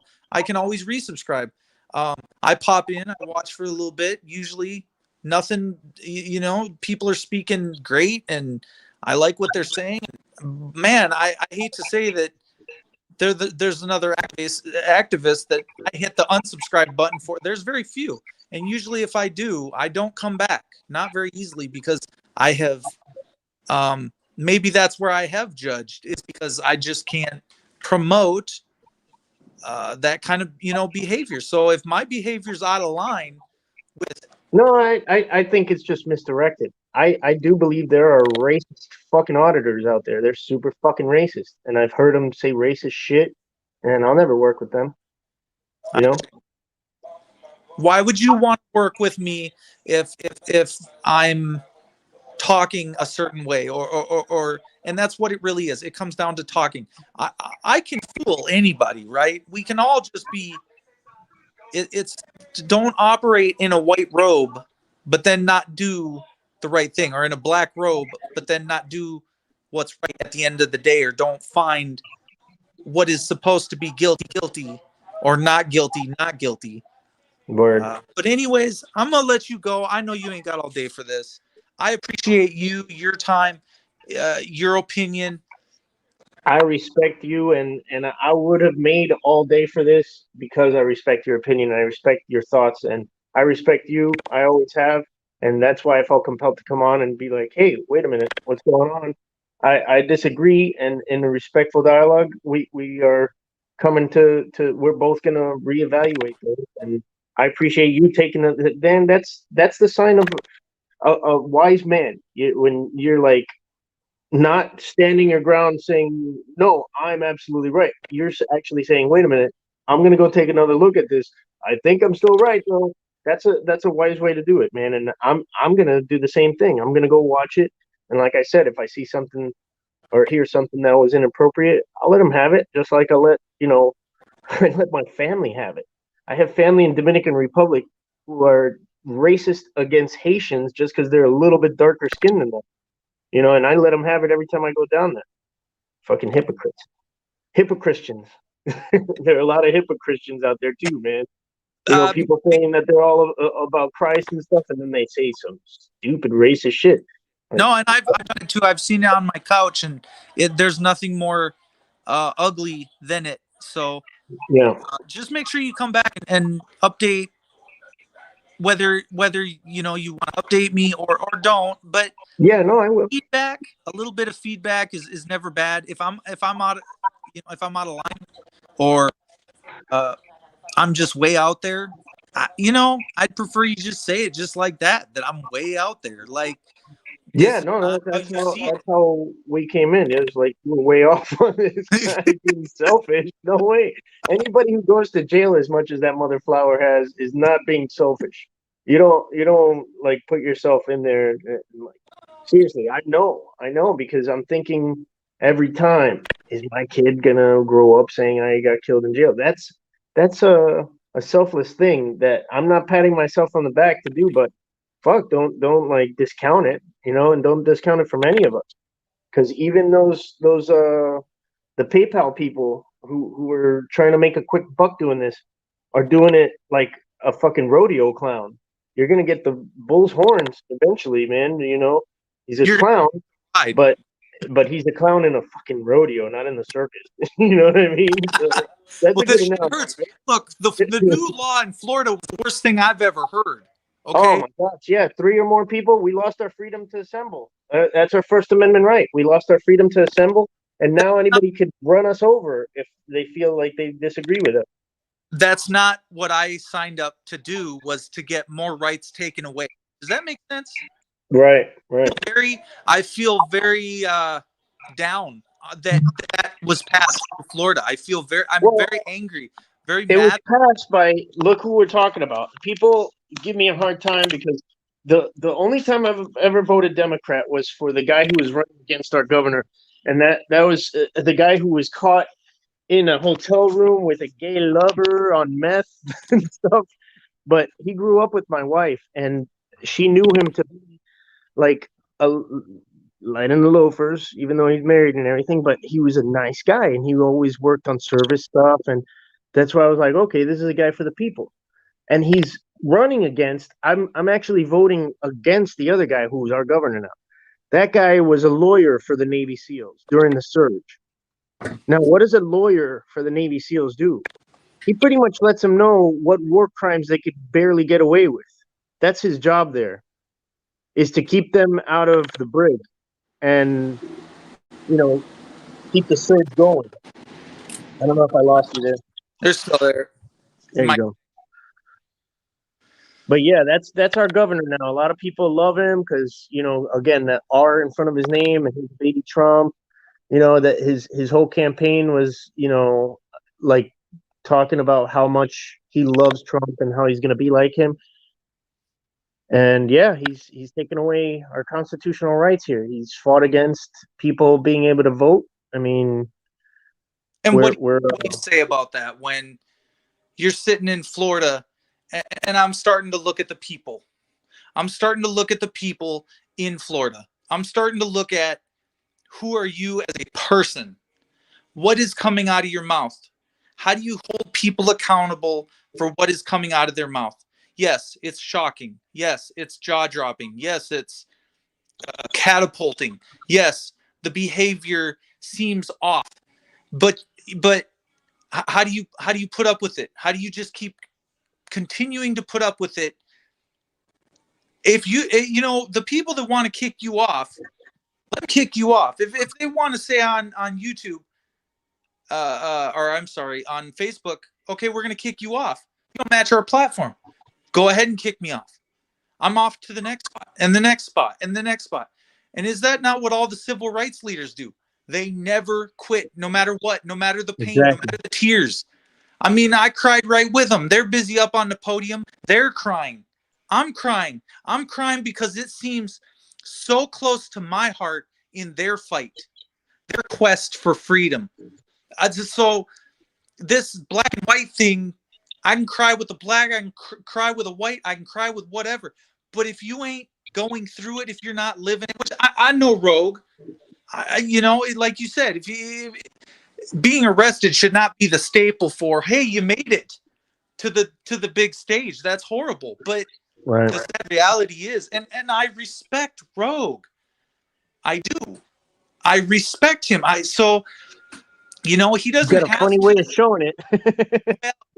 Hey, if listen, funny way of showing it, but maybe if someone takes something out of it, if he takes something out of it, if you sit back and watch it and say, yeah, like, and then raising self-awareness, that's a good thing. Yeah, we need fixing, we need going forward, we need. If I just caught one, okay, I don't watch him every day. I don't. He hasn't seen me in his chat room for probably 6 months. Seriously. So the honest to God truth is, I don't watch the guy that much. That doesn't mean I don't know who he is. It doesn't mean I don't know how important he is. It doesn't mean that, it is one man's opinion. He doesn't have to get hurt over it. And if people are calling you about what I think about you, that's fine. It's my opinion. I don't want to get in a fight with you. I'm not doing it for the clicks, the views, or because you get more people in a room. But I do care. So do understand what comes out of your mouth. You will be judged by it. And yeah, it's just my opinion. But do and walk in the image that you want portrayed in other people act like. But don't just do what the oppressors want you to do. Don't just think like the opposition, because we are not, it's not going to pull us out of it. Yes, education will. Let me just speak on that, because there are a lot of people in this community who are doing what the opposition wants. There are people who are politicizing what we're doing. Like I saw this entire community get split last summer because everybody was on board with, hey, we got to stop police brutality. But then all of a sudden they towed the party line. Some people started towing the party line that Black Lives Matter is a bad Marxist group and blah, blah. It's like, look, man, regardless of Black Lives Matter, the group, Black lives actually matter to you, right? Yes. All lives matter, right? But Black lives have to matter also, right? We're gonna agree on that, right? And people are just fighting against that. People look at this whole verdict. What is the people are acting like they don't want this thing to be overturned, but you're pushing that party line, that false narrative of that Maxine Waters said something, the mean black lady from California, and you're just regurgitating the same shit.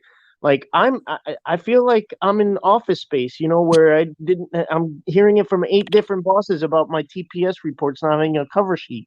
Whenever I hear the same, I call it, I'm tuckered out. I'm tuckered out of Tucker Carlson's talking points. I don't want to hear your bullshit anymore, because if you're really in this community to fight change, then stop listening to the fucking corporate cronies that are on both sides telling you to be outraged over this thing when, hey, you know what, that's not a thing to really be outraged for. You're like crying about, a royal family and shit. Like, look at what just happened in the hood right here in the United States. Forget about the royal family for a second.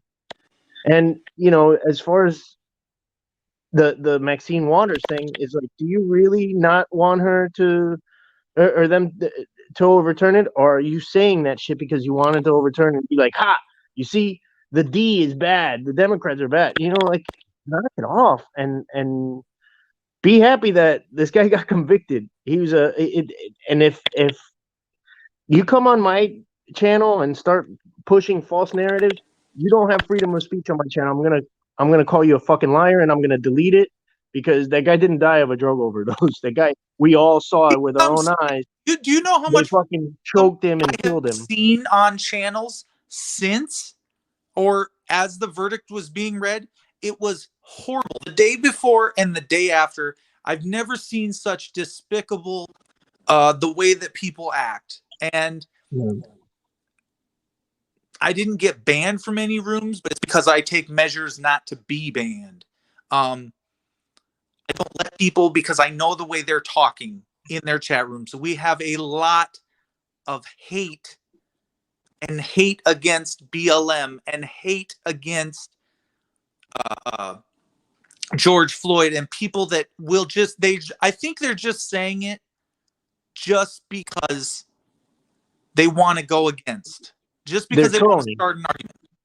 Yeah, trolling. Yeah.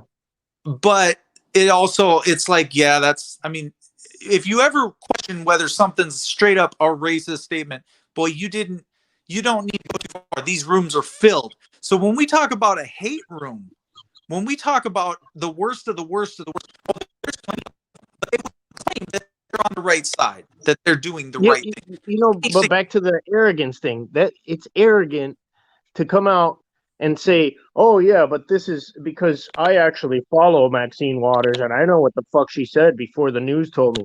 No, that's being arrogant, is acting like you're not being controlled. When people say, oh, why are you wearing a face diaper? I always tell them, who told you to say that? Who is controlling who? And facial recognition is still a fucking thing. And when I go into the Jacksonville Sheriff's Office, I'm not going to give them anything. And you should have seen the guy in the federal building saying, hey, smile for our camera. And James Madison wasn't wearing a mask.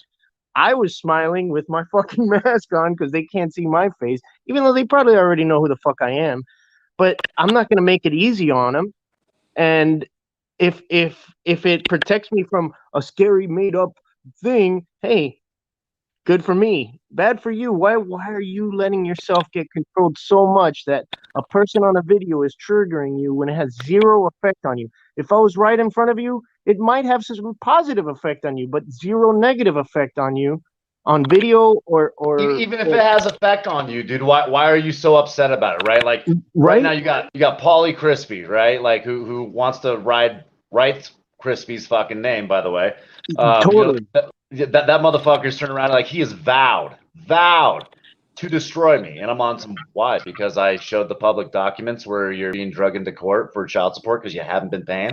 You know, so now all of a sudden you're gonna vow to destroy me. Like, I find it fucking comical, right? But this is, look, and you're like, well, just ignore them, just ignore them, just ignore them. Yeah, if somebody's doing something intentional, there has to be, that's when I say there has to be some repercussions or some penance paid. I believe that, you know, it's that eye for an eye, tooth for a tooth. If you're making me lose money, if you're destroying my channel, yeah, I get pissed. So do I understand where he's coming from? Yes, I do. Do I understand that the respect has to be kept on a down low? I mean, a limit to how disrespectful that I am. And understand, I hold my tongue on a lot of things. I hope that he doesn't say, like, he was just totally disrespectful and acting like a troll, you know? Look, I you know what I'm saying, Grace Crispy? I don't want to come across as totally no point, totally. It's not. You're talking about with Rogue? For the no, views. Man, you gave him a platform. You brought him up here. He defended himself in the time he had before he went to work, and I think he did a good job. He let you know where he was coming from when what he said about what he said, and I think, like you've already said yourself, that there were a couple things that you might have said that were wrong, but you still stick to some other things. But even then, you're going to review the video and see if that still sticks. So that's being objective. Yeah. Yeah, you never say that you're totally right in everything. Obviously, you came, and, you know, when you, it helps when you come up and call me out. It's not a, it's just criticism, and it's holding each And other accountable when you're in the heat of the moment or you're on a panel, you're talking. I think this was wrong. I think you said this was wrong. I had even somebody when they come up, they said, "Well, you're judging." Um, okay, it probably does come across a little bit like I'm judging. It is in people perception. have called me, judgmental and stuff, or have taken offense when I'm letting them know you have spinach in your teeth. Don't leave the house like that. Take the spinach out of your teeth, man. I'm your friend, and I'm not gonna let you go out looking like that. How many times you got to tell him and warn him though before you finally just reach over and fucking shove a fucking toothbrush in his face? Yeah. You know what I mean? Yeah. Well, there's those people too, and they're stubborn. Like I'm talking to this one friend of mine who he's insisting on talking about the royal family and how bad Meghan Markle is and how great Prince Philip. Prince Philip's Prince Andrew's father. Prince Andrew, the fucking Epstein book guy. That's his father.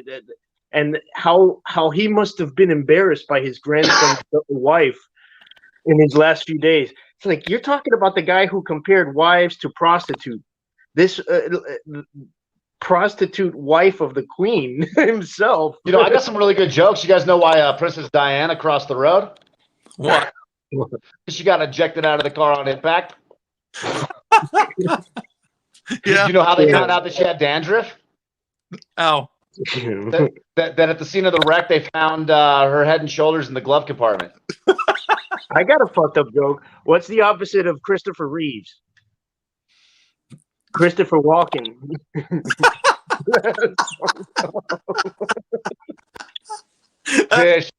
Just killed. I heard a PT tell me that joke, a physical therapist. I might have to and take she that had one down. leg. She was an amputee. So if you hear me recycle it, don't get mad.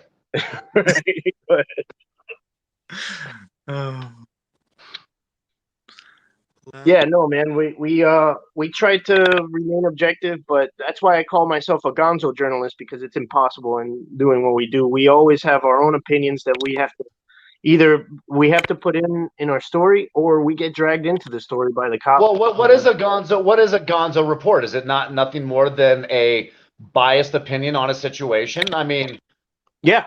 I would say most of us are Gonzo journalists. I actually had a cop. He was the first one ever used that term with me, and actually, it was just fucking a few months ago. You know what I mean? That he had said it to me. Yeah. I'm like, what the fuck is he talking about? So I started getting in, doing a little research, trying to figure it out. And then I'm like, oh my God, this guy knows me. Yeah. Yeah, I'm thinking about going up to Louisville, Kentucky. If you guys don't know already, man, I went up there a couple summers ago, and it's fucking rife with tyranny, man. And I'm going back there not just to, expose some of these tyrants, but for the Hunter S. Thompson thing. I was there when they were having it because that's his hometown, and I wanted to go back for the one this year if they're having it. I don't know if they will or not, but we'll see. But yeah, man, it's a niche type of journalism that has called to me because I like the subjectivity of it, and I don't do all the drugs he did, but that's one of the things too. I just really admire like how he immersed himself in the Hell's Angels, and he took a beating from them to get the story out. You know what I mean? And he did it. He took a beating for standing up for, a woman and a dog. A biker was beating up his girl, and then the dog started biting the biker, and he stepped in when the biker kicked the dog, and their brotherhood just jumped on him. And then they talked about it, and they were really pissed off that he didn't come back with the beer that he promised them or something like that. You're supposed to go get beer. Yeah. Yeah, isn't that kind of been the moral of the code though? Like growing up for me, man, that's the same get up, right? Like you got issues, bro. You just handle it with these things, you know what I mean? And then when it's all said and done, you guys are fucking over it, Yeah. And I'd like to welcome that to even those that can kick my ass. Like if you feel like you need to fucking get it in, bro, come get it in. You know, don't expect me to fucking travel like Paulie Krispy Kreme across the fucking country to come fucking oblige you. But if you want to come get some, come get some. You know what I mean? Like, it's all good. We handle it. And then we can Are even you maybe have a challenging me beer to a afterwards. fight? I don't want to hurt you some more. What'd you call me? Exactly. Exactly. Yeah, no, man. I don't want to fight anymore. You know, just because I'm old in my bones. But if I do have to, I'll fight to the bone. And like I told those 18 prison guards in Georgia, we'll both end up ugly. You might win, but we're both going to end up ugly and hurting. It's not going to be easy for you. So if you defend I'm not yourself trying to with be a tough violence, guy. is it I'm just saying that violence? I'm not a pushover. I'm not going to just stay hit, you know? It's not violence to defend yourself. See, and that's where I disagree with you. Yeah. So me and a cop had this conversation about, particularly around firearms and the use of deadly force. And he was on some, well, if you're defending yourself, you know, you're not ultimately, you know, murdering somebody or killing somebody. And I'm on, yes, you are. If you take someone's life, you still murdered or killed them. You know, now there's a difference between the two, right? Kill, self-defense. Murder, okay? More likely not self-defense. That's usually when you like cross that line, right? Like you cross the line of what's right, and then there's some nefarious and or evilness that comes in behind it, in my personal opinion. So if you can take those and just, you know, easily separate the definition between one's malicious and one's not, you know, I would say that anytime that you respond with a fist, with a knife, with a gun, with any means to your ability in physical violence to defend yourself, it is still violence. Yeah. Yeah. No, you're using violence to defend yourself. Yeah. So let's establish that violence has a place in society. So if violence has a place in society, under the understanding that sometimes violent use of force is necessary to subdue another violent use of force, then in turn, where do we draw the lines between cops behind the badge and resisting arrest? Right? Like this has been the big push on my shit right now, right? So if a cop tells me that that I'm going to jail or that I'm being arrested, and his articulable, reasonable suspicion was that I was on a street filming that he is now privatizing illegitimately, you know, for whatever reason or whatever the case might be, right? Yeah. And I throw my shit up, and I'm like, This is at no, the I will university, defend. right? I will defend. Yeah, right. Yeah. We won't I go into remember. that though. But nonetheless, like if I will defend that, right? Like I will defend the fact that I am not a criminal for doing what I am doing. And if you try to criminalize me by committing a crime, I will use acts of violence in self-defense. Yep. Now, that's a hell of a stance. Yeah, but I mean, in this day and age. So where do we? No, you're exactly right. I mean, That's you could end exactly up right. with a foot on In your this neck and dead. You know. Why? this day and age, I'm more likely to be shot by a cop than hit by a car. Yeah. Yeah, people are. I mean, that 15-year-old girl. I'm torn. You know, it looks like a good shoot, but he could have used his taser, man. He could have tased her. He could have pulled his taser the same amount of time that it took to shoot her with a gun. You know, that's my stance on that. Now I know I saw the father kicking the other. Wait, don't come in here. What happened I to think that? that we're the only ones who should have guns.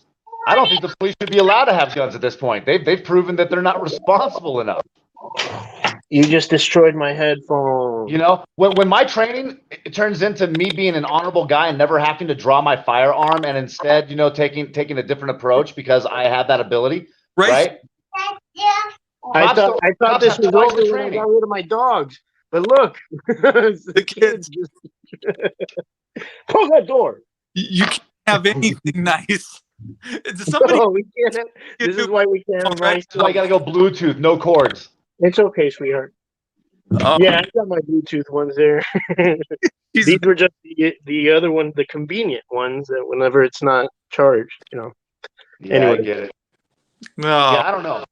So yeah, I mean, I'm just curious though, where do we draw the line, you know, and then where do we escalate it to? You know, if you have an officer with a knee on someone's neck, choking them out for the life of them, and then you notice that all of a sudden that body goes limp and he had just murdered somebody, do you dispatch the round and dispatch the officer? You know, these are some serious questions that are I very said complex.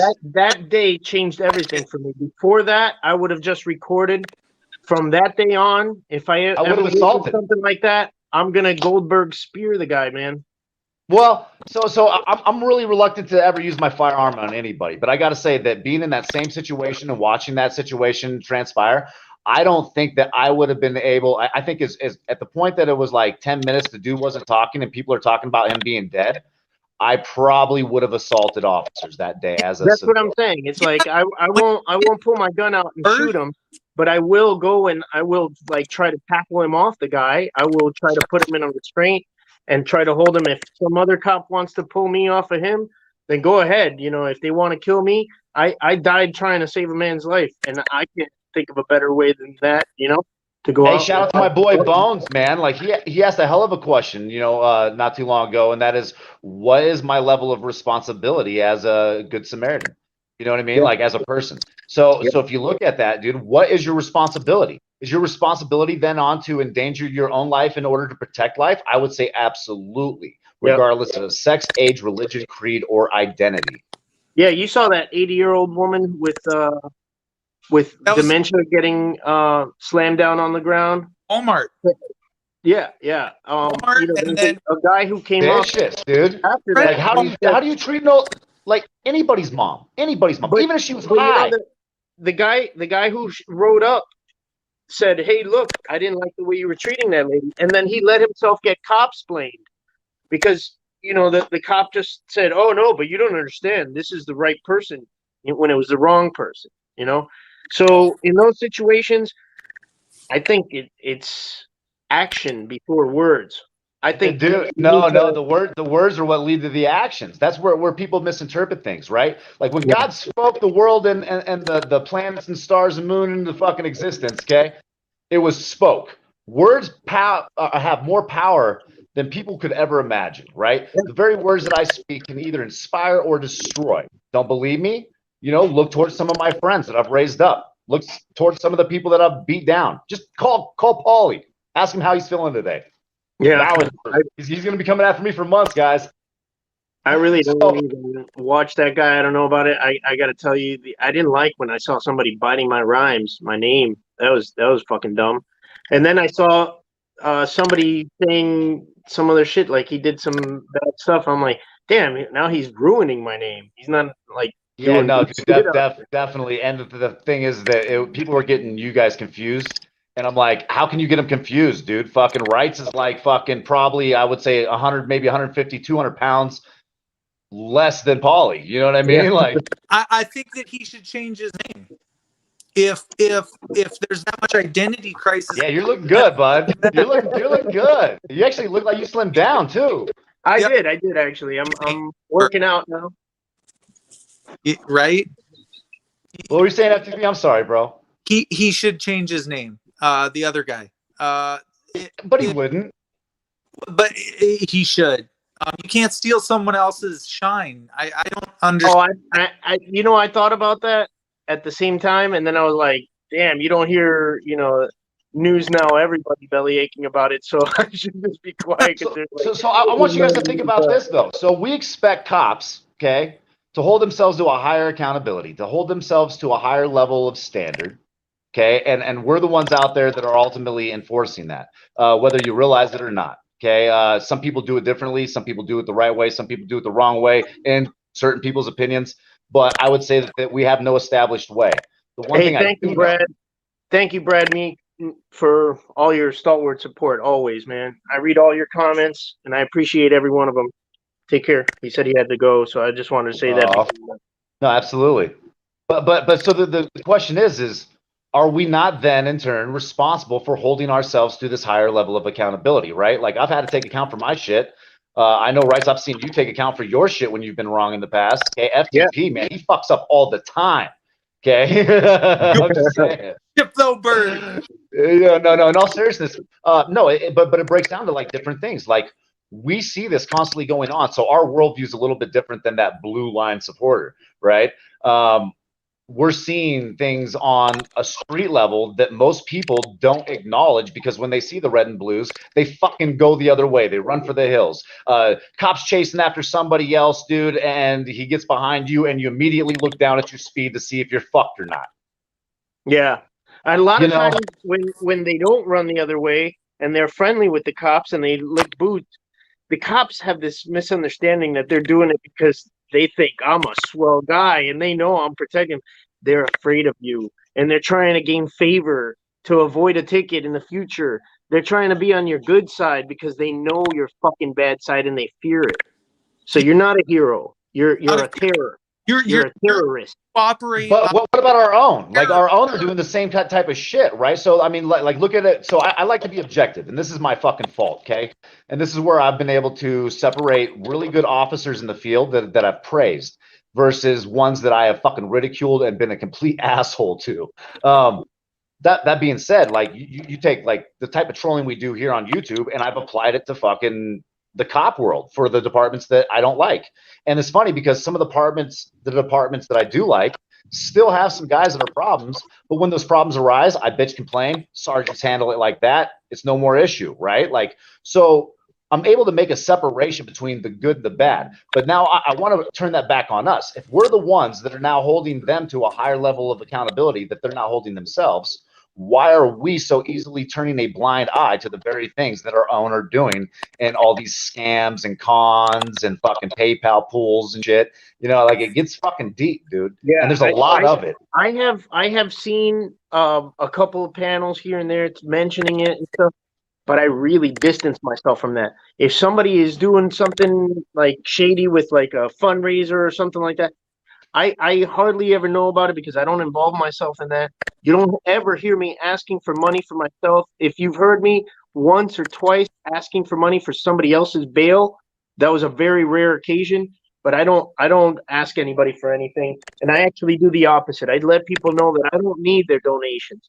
I don't need it, and when they do donate, I will put it to good use. I'll send it to another auditor who needs it. I'll send it to Janet's Kitchen on Dude, Sunday. I did it for a year. I did it for a year without fucking asking for a dime and then contributing thousands of dollars, dude, thousands. And you know, the truth of the matter is that, like, it's interesting because that is this community, dude. You know what I mean? That is the, like, one foundation of this community is that we're forgiving and we're very giving, believe it or not, which is a very humble position to take out of a huge population of people here in just the U.S. I think most people know not to donate to me except Peanut. She keeps doing it, and I keep telling her to stop. You know what? That's funny because I told Peanut the same thing, dude, especially after the John Gray thing. I was like, quit donating. But you know what? Yeah. Who helped me out with my lawyer? You know what I mean? Like, who was there? And guess what? Because that was taken care of, I was able to put my focus back on handling business and taking care of my family and fucking working 2 jobs and getting ahead again. You know what I mean? You notice Peanut is welcome on my panel, and not because it is because of that support, that unwavering support, but it's not because you give money. But let's get back to her argument earlier. Like, why is she in the supporter category? But people. Yeah, she's gone out there. She stood in between like a big dude and she's done. Bradley. She's mama beared it.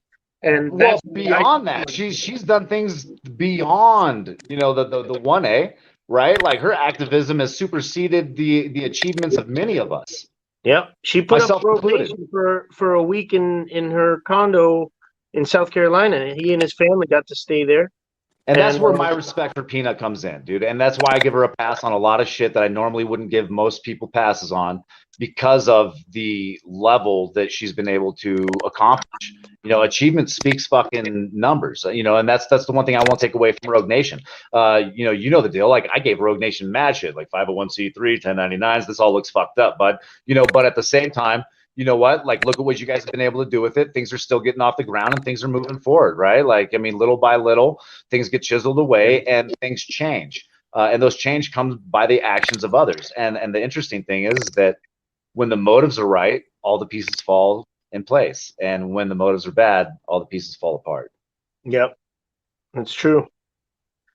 Yeah, I have the Bang Bolt Action News Group, and I haven't really been working on it, but people want to be part of it, you know. And I'm very like selective about who I want to say that they're part of Bang, because you know any stupid shit that can get RICO acted. You know what I mean? And I'd love to, any prosecutors watching this, I'd love to champion your RICO case against a press organization. That'd be funny to watch and be part of. So bring it on. Well, yeah, I think that's all bad deal, and I wouldn't even make that challenge because you know the deal. A lot of these fucks out there will do it just in spite. You know what I mean? Yeah, they this will. thing is, You're right. I take it I know back. it's hard for people to believe because a lot of people focus in on the negative, right? Like when you have those high fucking intense moments or those extreme encounters, people love it. It's a great click and view, and you know it makes entertainment. At the same time, dude, when I go out there, that's not my goal. Like my goal, you know, I may even poke and prod a little bit from time to time, but my goal ultimately is to have the most boring encounters I can possibly ever have. That's how And just mine is. And you know what? I've got a lot of videos to prove it. People think that I'll only post the controversial ones. I post so many passes. I pride myself on all the passes that I post. A lot of people don't post passes because they don't think that they're going to get views. I don't care if they're going to get views. I want to show the fire But it department doing is. the right thing and putting the flag back up where it's supposed to go. When they Dude, were I mean, being lazy occasionally about it. yeah, occasionally I run into like someone that's even above it, dude. You know what I mean? That shows me. Like I was telling you about the dude that was talking to me about the Gonzo journalism. You know, he came into an escalated situation because his officer was acting like a jackass, and ultimately, you know, they kind of look at me like, "Well, you're not really press, so you're a jackass." And I'm like, "You can look at it any way you want, but that's not the way the law is written." You know, Right. and so we have those conversations. We get into policies, and I'm like, no, we're getting into law. You're law enforcement, not policy enforcement, motherfucker. Like, let's get down to the basics. And when it was all said and done, he's on some, yeah, I was a journalist before I was a cop. So nice. You know, and I'm like, Right cool. on. So now we have a place to start. And then we had a great conversation afterwards. And, I and, had why a, did I that had transpire? a Because he's federal attorney say that outside of the federal building. There was a group of attorneys, and I just walked up on them because they were in like a huddle outside in public. And I just yeah. started recording, and they're like, "Oh, why are you recording?" I said, "For posterity." Like, oh, and the one said, "I appreciate it as a former journalist." I'm like, "Right on, good for you, man." She was very nice. I'm gonna post that video soon. It was a You know, good time. I mean, but that gives me a good feeling, right? That there are those out there that have that understanding, and then when you see one of those in a position of authority, you know what I mean? It brings some hope. And so, and not to get all biblical on you guys, but whether you realize it or not, two things. One, if you're a constitutionalist like I am, you're probably, you know, having to evaluate your moral standing. And the reason I say that is because this nation has been built on God, God of Abraham, in fact. And people don't want to acknowledge it and or accept it, but it's a very fucking founded truth.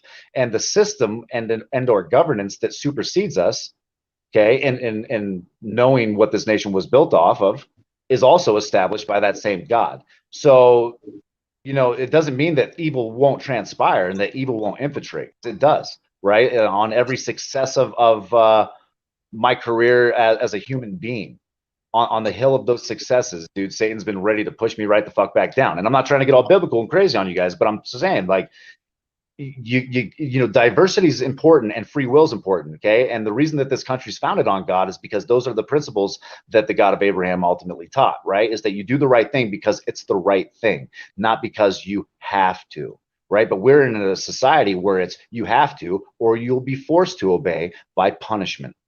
And we will enforce this up to punishment of death, from the street level to the fucking needle in the arm, in a fucking chair, fucking pump full of electricity. You know, there's so many fucking options. But you know, who's dying? Who's dying right now? Like, let's compare officer deaths on duty versus officer murders on duty. Yeah. Yep. A lot more of us than there is of them, but that's my opinion. Well, and that's the problem, right? That's not a settled up There's something warplane, bro. It's not settled up warplane. There's something wrong when you watch an officer's funeral and you go, "Yay!" Well, it's a false sense of authority, is what it really breaks down to. You know, like people have to be forced to do what's right, or they won't do it quite often, and that's Yeah, another issue. I've never said that. Yay, I've never had that feeling. Like even when Fidel Castro died, I You should was feel in that's what I'm huh? trying to tell you. That's abnormal. I think people maybe should be told that okay, they're doing some bad stuff, but I mean, there's you look, you have to turn it around sooner than later. Otherwise, it's going to get to a point where everybody thinks that way. Let And me fuck with your perception for a minute, okay?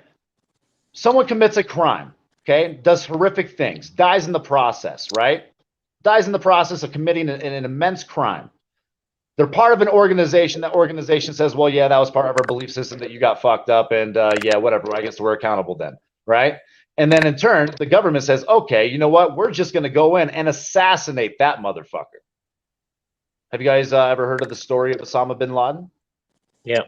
Yeah. Now, mind you, terrorist, right? Like terrorist, fucking evil motherfucker, right? But he had his own set of belief systems. He pursued it to his abilities, okay? But he wasn't the one that crashed the fucking planes into the Twin Towers. No, he wasn't. Right? He didn't commit the crime. Yet he was the one assassinated. Right. Now let's look at the other attempted assassinations, dude. Who else does the government want to currently off, right? We've seen him just with the Epstein thing, right? Did he get offed? Did he get off, guys? I think he got offed. Yeah. Right? Secrets died with him. It was the safest move. But Yeah, there was no justice, exactly. People can't have that coming out. They just can't. They can't handle that. And how about Snowden though? Snowden's been running for how long? Snowden been running for? I was going to say that, like they won't prosecute the people that were exposed, the double tap droners that are dropping bombs on people doing first aid. Okay, so what about Gavin? 10 years later, after Congress has already said, okay, the NSA and the CIA and all the alphabet soup, you've done wrong by spying on these people. This is really bad. And yeah, but let's not hold anybody here accountable. Let's find the guy who told us about this.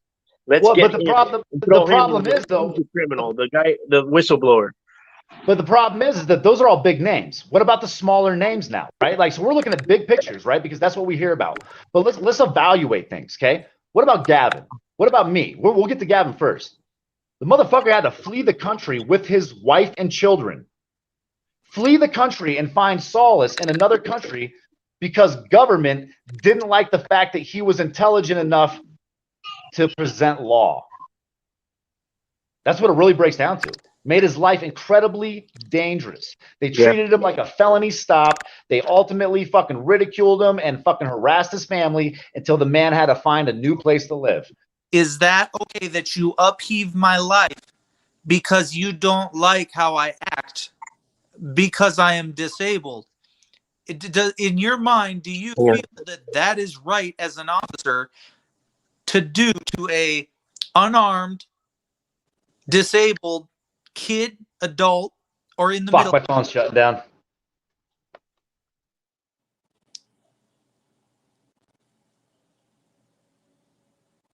You still there, Bird? He's like, it's at 0. I'm back. Okay. Bird's gone. Oh, he's frozen. Frozen bird.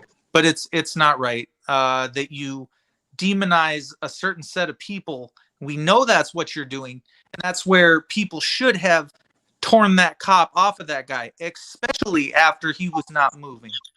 But we will not continually take that one incident and say what ifs, because there's a lot of people living with that's where the other 3 cops were accomplices in the murder, and they should be tried and convicted equally because they were stopping people from stopping the murder.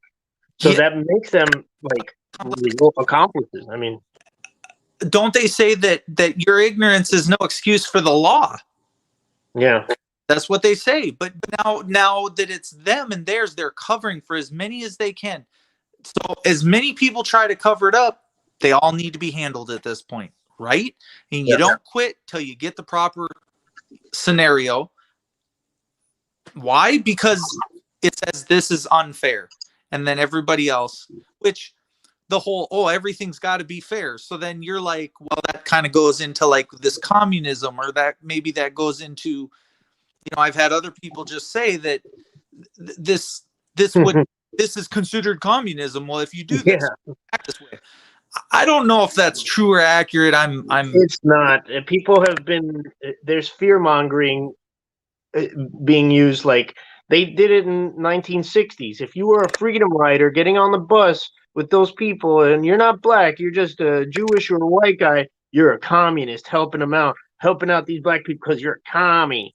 They've been throwing that word out, and thank God most of those people don't know what the fuck communism is. Thank God they've never had to stand in line to get a little piece of meat that they have to fry with airplane grease, or maybe they get 1 gallon of milk because they have an infant under 2 years old for the whole month. That's all they get. And they have to trade a light bulb for some eggs so they can make a birthday cake for that kid. That stuff happened. People lost their fucking teeth in the 90s because of malnutrition. It was really bad in Cuba.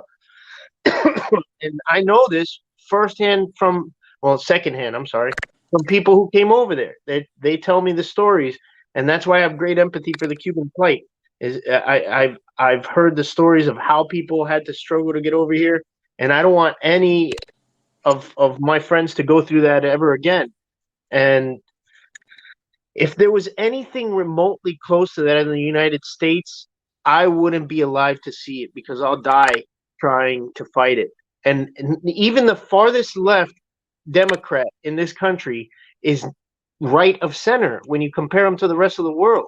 It's just people using that word of communism and socialism to fearmonger people into keeping the oil companies, weapons manufacturers, pharmaceutical companies, and tech companies running. That's what they're doing. And they're telling you, oh, communism is going to stop us. If you want communism, that's the only way to stop us. No. I think that Uzbekistan having a better high-speed rail system than the United States is embarrassing. I love taking the train around Europe. That was one of my favorite things I did in my life. We don't have that here. You could set your watch to the fucking German Deutschbahn, to the train. Over here, I look at it and I think, wow, it's like 1970 again when I see that Amtrak going by. That's ridiculously embarrassing. And of course, we got, Teslas and stuff like that, but what's for everybody? What do we have for everybody? What's our infrastructure look like? Fucking potholes like crazy in our biggest cities when they should be fixed. They're fixing stuff that doesn't need to be fixed. You know what I mean? There's a lot of waste. I can't drive a nice vehicle if all that's going to happen is I hit potholes and got to park right back in the garage and work on it for a week. That doesn't work. Yeah, and if you don't work on it in time, and a cop catches you with your vehicle not looking exactly how it was when it drove off the lot, you get a $116 ticket for not having that light bulb in there. You know what I mean? That's so when you say that, there are no good cops, there's that fact that every cop signed up for unjust, inhumane law enforcement, because not all the laws are just and humane. A lot of them are cruel and unjust, and they're enforcing them. And I've seen it firsthand right in front of me at a cop stop, in cop watch. In one of my first videos, I had 3 cop watches in one night, and I was able to stop 2 of them with the camera. Yes, with the camera, we are able to stop them. The cops feel embarrassed and let people go because they know what they're doing is wrong. But one, I got there too late, and this kid had a light bulb out, in the center of the rear window at the top.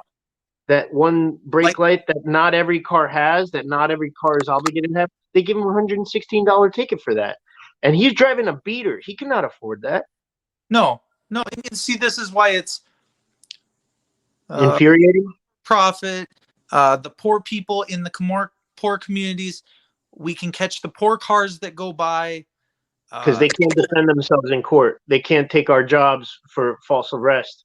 Because they can't afford a good lawyer. Exactly. Yeah. Oh, and I talked about that with the mayor that is running now for Sioux Falls. I said they target. It's consistent, and it's targeting the poor or the. Oh, I'm sorry. He wrote a whole lawsuit, and I have it, and it says that you can't get. You go to the federal courthouse and you can't get a lawyer worth his salt, no matter how much you beg, cry, steal, say I need justice. They won't take your case. no lawyer will. Now, on the other side of that, what the courts do is they're like, well, if you don't pay us our $450 filing fee, but you could file informa pauperis or poor or whatever, indigenous, Yeah. I'm sorry what the word is, but it's pathetic Indigent. because indigent is the jail term, and there's no rhyme or reason for why we can't get justice, whether we're disabled, young, old. You should be able to go to the courts, say I need help, and help should be provided in reprieve from the officers, in reprieve from being further victimized by what is in their computer system. Hey, this guy's crazy. Okay, so every time they arrive at your house, they're opening assault on you. Okay, so when can I say that I want help and a lawsuit? But more importantly, when can I have a lawyer assigned to my case that I don't have to pay $6,000 up front for? Please beg, borrow, steal, do whatever you can to get a lawyer that you pay for versus a public defender. I've done about 3 or 4 videos on public defenders, and if you watch those, I mean, it's so disturbing how these people have their reaction to my question of how many cases did you plea out last year? They always call the cops on me because they don't want to admit how many times they quit, how many times they just wanted to shuffle that file off their desk and play with somebody's liberty like that and not defend them the way they're supposed to, just so they won't have too much of a workload. So they could go away with their $70,000, $100,000 a year for what? For just phoning it in, going through the motions, and keeping the state running on that revenue. Because what they did to my friend, they took his government accountability. Government accountability here in Florida also. He hasn't been filming lately. He's got an awesome new job at a dispensary, but he went out and he saw some cops harassing a young kid, and he parks in the parking lot of a church across the street and starts recording. The cop, who is in an undercover vehicle with a sheriff's vest on, comes up to him covering his face, demanding his ID because he was recording. And he's like, "What are you talking about?" He's like, "You didn't come to a complete stop at that stop sign over there." He pulled that one straight out of his ass because he didn't come to a complete stop at a stop sign. He wants his ID now when he was in the middle of stopping a kid. He didn't act then when he saw him doing that. And mind you, my friend is on a bicycle. He's not even in a motor vehicle. He's on a fucking bicycle. And the cops took 2 days of his liberty away. They threw him in jail for failing to ID, even though he ID'd. He just didn't have ID on him. That's why he was on a bike. He doesn't have a driver's license. So you're going to go to jail for no ID? How is that not? But check it out. He had a public defender because he couldn't afford it. He had 2 jobs, working in front and back of the house at a couple of restaurants. And then the public defender tells him, "Yeah, man, they're offering 60 days. And then they're offering 90 days. And he's like, no, man. That's how you create homeless people. You think I'll have my apartment and my 2 jobs waiting for me when I get out for not doing anything? And the public defender just likes to, go along with the state. Oh, but they're offering you should take this. And you know how many people they convinced to just take it? He never took it. He took it to trial, and they found him guilty, and he had to pay court costs and time served. That was it. Do you know what happens when they start out as public defenders? They end up as judges. Yeah. So this guy, I asked my lawyer, straight out, I was, and I won't say too much, but I just said, how did this guy become a judge? And what I said was, from all the years that you've known, oh, wait. And then I knew one guy that was convicted. That was who I asked, my friend. And I said, but how was he as a public defender? And he's like, he wasn't worth a shit. And so I said, so you tell me this, how did he climb the ranks with one arm and get in to be a judge? Because he fed the system very well. Yeah. And that's after he's a judge in that public capacity, he can now become a private judge. If you haven't heard Susan Bassey talking about private judges, go to her channel and see what she's exposing over there, because these people are on the take now in family court. Private judging is allowed in family court. They don't do it in the criminal courts, and that's another thing I was talking to my attorney about. And he's like, "Oh, but they're not allowed in criminal defense." And I'm like, "Right, but in family court, where you have $1 million estates up for judgment, you know what I mean?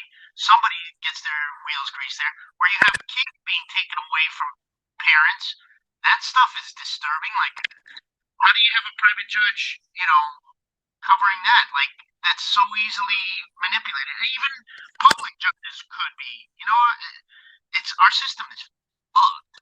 Our system is not working right. So I don't think anybody would say otherwise. Rogue Nation or myself, the system is what it is, but it's not. We don't have to like it. And you know what? We're not going to change it. I always say our grandfathers lost that war a long time ago. We can't change it, but we're not going to just sit down and take it. You know, we got to fight. We got to stick it to the man. Stick it to the maniosis. It's fatal. And yeah, and I'm looking at when you're talking your solution, and it matters. Sticking it to the man. I mean, in a sense, when you sum that up, we need to get the corruption out, though. Correct? Right. And that's what I mean by sticking it to the man. It's like I stick my camera to expose the man and for what they're doing. That's sticking it to the man. They don't like it for a reason. And I tell everybody, they're gonna be like scary. They're gonna be angry when you hold a camera up. They're not gonna like it, but it's gonna hold them at bay. I can tell you 100 other things that'll make them angry and that could get you killed. But the one thing that might save your life is a camera. It'll get them angry, but there's 100 other things that could trigger them and make them angry. And if you're not recording, they could waste you. You know? Yeah. So always record everything. Always record the cops, regardless if it's just a little thing, regardless if you're the bootlickenist. Be like, "Hey, officer, I think you're handsome," and record them. You know? I feel like, yeah, you can tell them nice things while you're recording them. I don't care what you say. Just get the footage. But in Broward County, I'm scared for people there. I'm scared for auditors there. I'm scared because they're passing laws on the eve of George Floyd's death saying that you can't do this anymore, and you can't tell us not to arrest people, and you can't. So, but what we can do is whisper sweet nothings in your ear as we're filming you, and you cannot lie about us and what we say. But if you're going to make filming illegal, it's not going to go good for you, because a Why lot did you of us. say Broward County specifically? What's that? Why did you mention Broward County specifically? I believe it's Broward County that they just passed that law in on the eve of George Floyd's death. So it was that night. Was it the next morning? Broward County did and I believe it was Broward. I'm pretty sure they did they signed a new law, passed a new law, sat down, signed it live on TV, saying that you can no longer, we will not have people telling law enforcement what to do, and anyone that does, it is a felony, and it is signed. It is signed now. I think this is a Florida state law that the governor signed in Polk County. It's not just a county ordinance or anything. This is a state law now, HB 271 or some shit like that. Is that what you're talking about? What are you gonna do? What are we gonna do? Like I told somebody else, they said that they have something similar in another state, and I told them they can do. What was it? They were just emailing me. They told me, they said, what state was it? Where they said that, Oklahoma just passed a law where it's illegal to film the police. And they're like, can they do that? I'm like, yeah, they can do whatever the fuck they want. They could always pass unjust laws, but it's up to we, the people, to challenge it.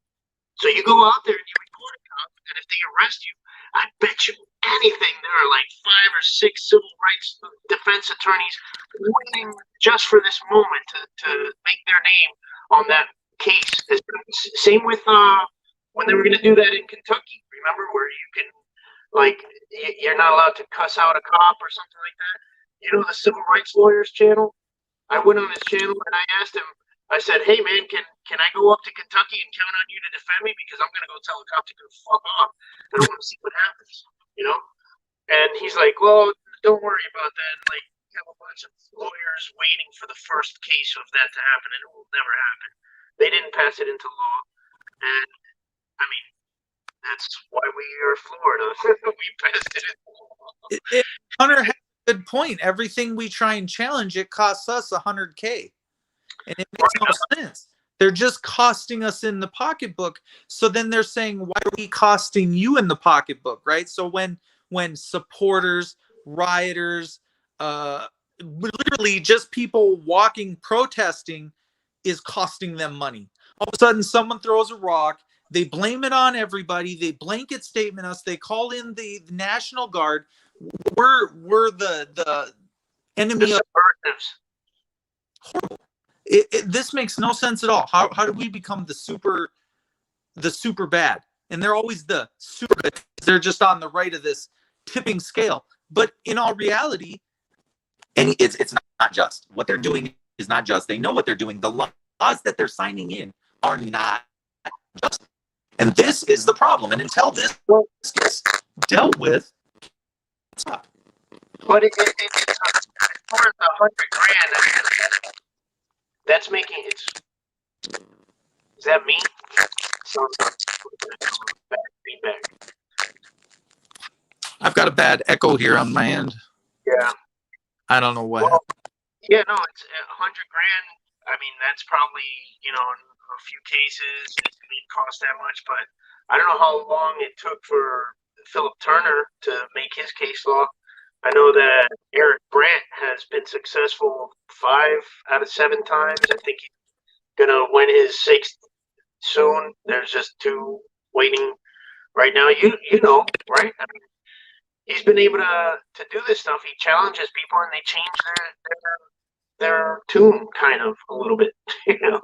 But stuff like this, like crazy laws that are anti-constitutional, like they're not going to stand, and it's not going to cost $100,000. Again, another thing, Rogue Nation, he won a lawsuit from an unlawful arrest that he suffered, and that's what he was talking about last night, right? I didn't get to watch it, like I said. Right.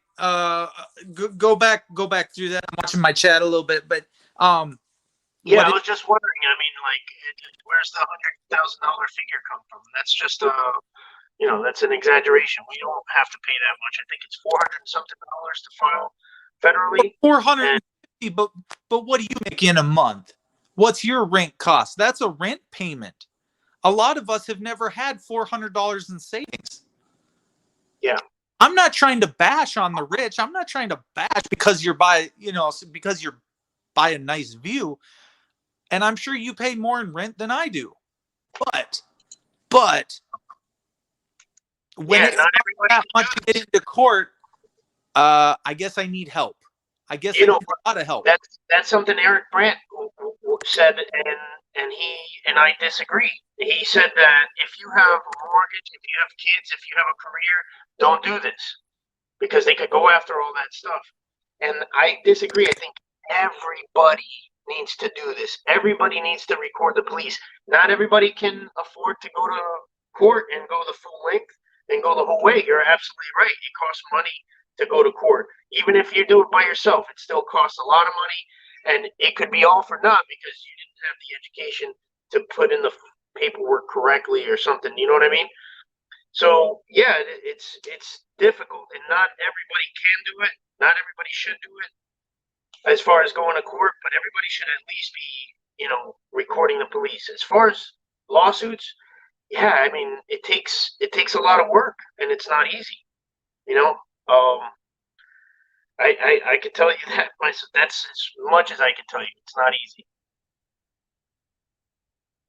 but it's not impossible, and it's not always $100,000. Sometimes it might be, but I think we've had some good success stories where it wasn't that was not the case. You know, they were able to do it for less than that, and And those are the examples we should follow too. You know, try to find out, you know, how we can do it without, you know, going broke.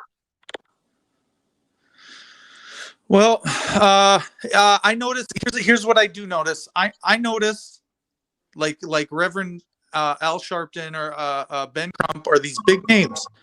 I noticed them traveling around the world doing a humanitarian thing. But I only noticed two, three, four, or a team. He says it's a team that works behind him. Well, what do I got to do to assemble a team? Okay, they've assembled a team, but what do I do to assemble the team? Yeah. How do? Yeah, it's not easy. I mean, for me to find a lawyer in Georgia, that was like, I got in touch with a guy, and the guy listened to my whole thing, and then told me, I can't help you. I've just been elected as the DA. So I'm like, oh, okay, see you in court, buddy. Thanks. But he recommended a lawyer, and that's the lawyer I'm using. It was his recommendation. It's a pay-to-play system, and no matter what, it's rigged against you. It is. It is really rigged against us because, you know, even, you know, the Mobile one that is getting dismissed, they have me paying for court costs. I haven't even been to court. There was no hearing yet. They're dismissing it before the hearing, but they want me to pay court costs. And guess what? I'm going to pay it. But that's just more damages that I've incurred. You know?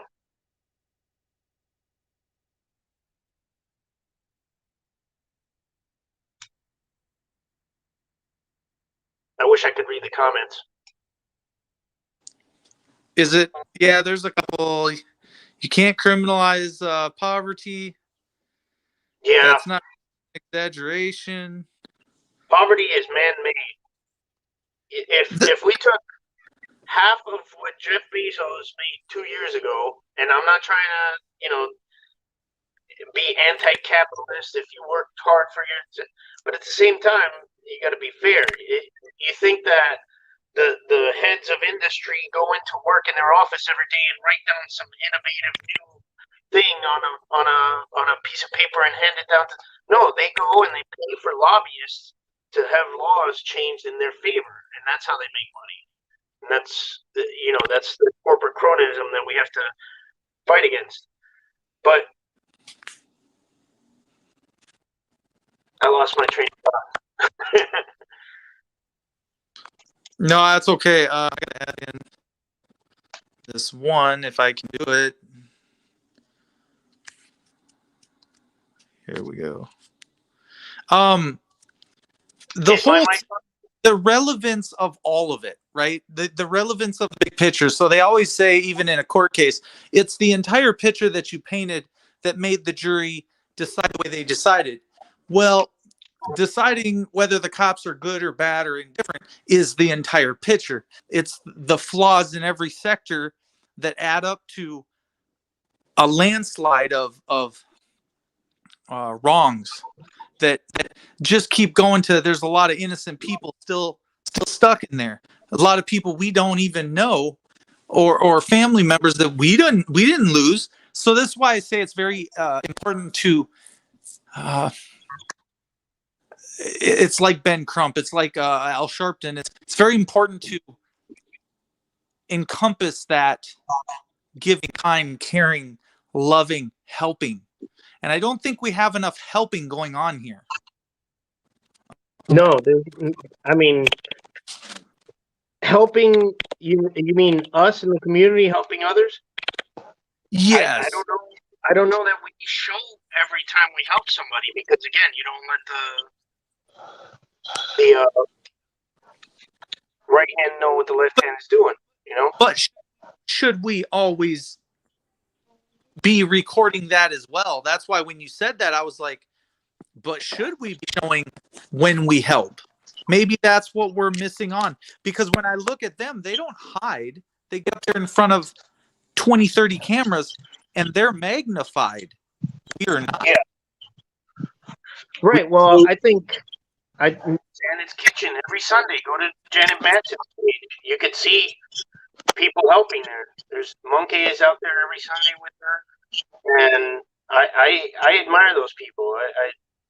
I like what they're doing. It's selfless. They're really helping the homeless community, and even having to fight some of them sometimes because there's some crazy people out there. That's where my train of thought got lost. With $50 billion, half of what Jeff Bezos made in 2019, you could end homelessness in the United States overnight. All the homeless people who are on the street tonight would have a tiny house and $1,000 a month for a year if you just give them $50 billion to that one project. That's it. No more homeless people. But that's not going to happen because not every homeless person wants the help, especially from the government. If they're a veteran, they don't want to see anything else from the government ever again. So people belly about, oh, how come we don't help veterans? Sometimes they don't want help. You know, it's not that easy. All these like simplistic, overly simplistic solutions that they have. Oh, build a wall.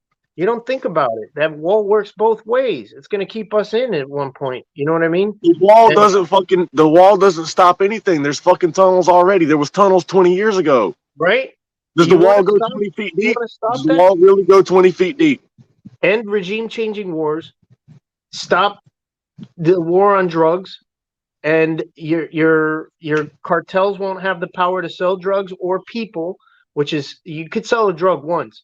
You sell a young kid several times to several sick individuals, and they do that. That gives them power. You sell a drug once, but you sell an addict 100 times. Yeah, exactly.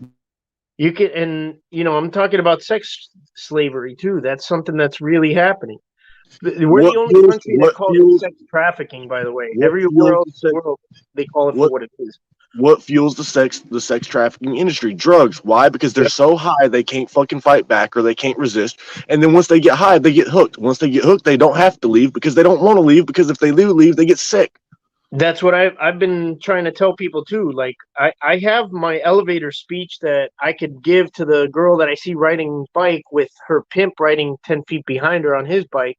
I could drive by her and say, hey, stop, drop the bike, get in the car. There's food. There's everything you need. Just get away from this guy. She's not going to do it. She's not going to do it. There's one thing that you don't have, and that's that illegal substance, because you're trying to follow the law, and she knows that if she leaves, she's going to go through a very, very, very bad time with withdrawals, sickness, dope sick, whatever you want to call it. It's sick. You're sick. When you get that high, you get that addicted, you get sick. We got to legalize drugs, all drugs, and we have to end the war on drugs. We have to stop regime-changing wars. Look, we're on our 20th year in Afghanistan. Why? Because there's a lot of lithium in those mountains that make cell phone batteries, and there's a lot of poppy fields in the foothills of those mountains that are fueling our opium addiction. The opium addiction that the government prescribes, because the government's the only one allowed to prescribe medicine or make medicine, because guess what? You have to have FDA permits. You have to have this, that, and it's all regulated. But here's the thing. Everyone breaks off the government and pays to play. It's a pay-to-play system. That's why it costs $100,000 to get in front of the Supreme Court. If you're not the Eric Brandts of the world, if you're not the Philip Turners of the world, if you're the everyday average citizen that gets shot because you have one arm, and you couldn't stick both hands out the window, right? And they shoot you. They shoot the shit out of you. And you live to go to court. You actually live to make it to court. Guess what? You're not going to live to see court, because guess what? $100,000 is what's going to take. And now you don't have a hand to begin with, so you're halfway disabled. You're halfway in the fucking bad zone already, because you can't work like everybody else can to make that $100,000. But just because you didn't have that one hand to stick out the window, they shot you. You should get a fucking front row ticket to the goddamn Supreme Court. If you're disabled, they shoot you because you cannot comply with their directions.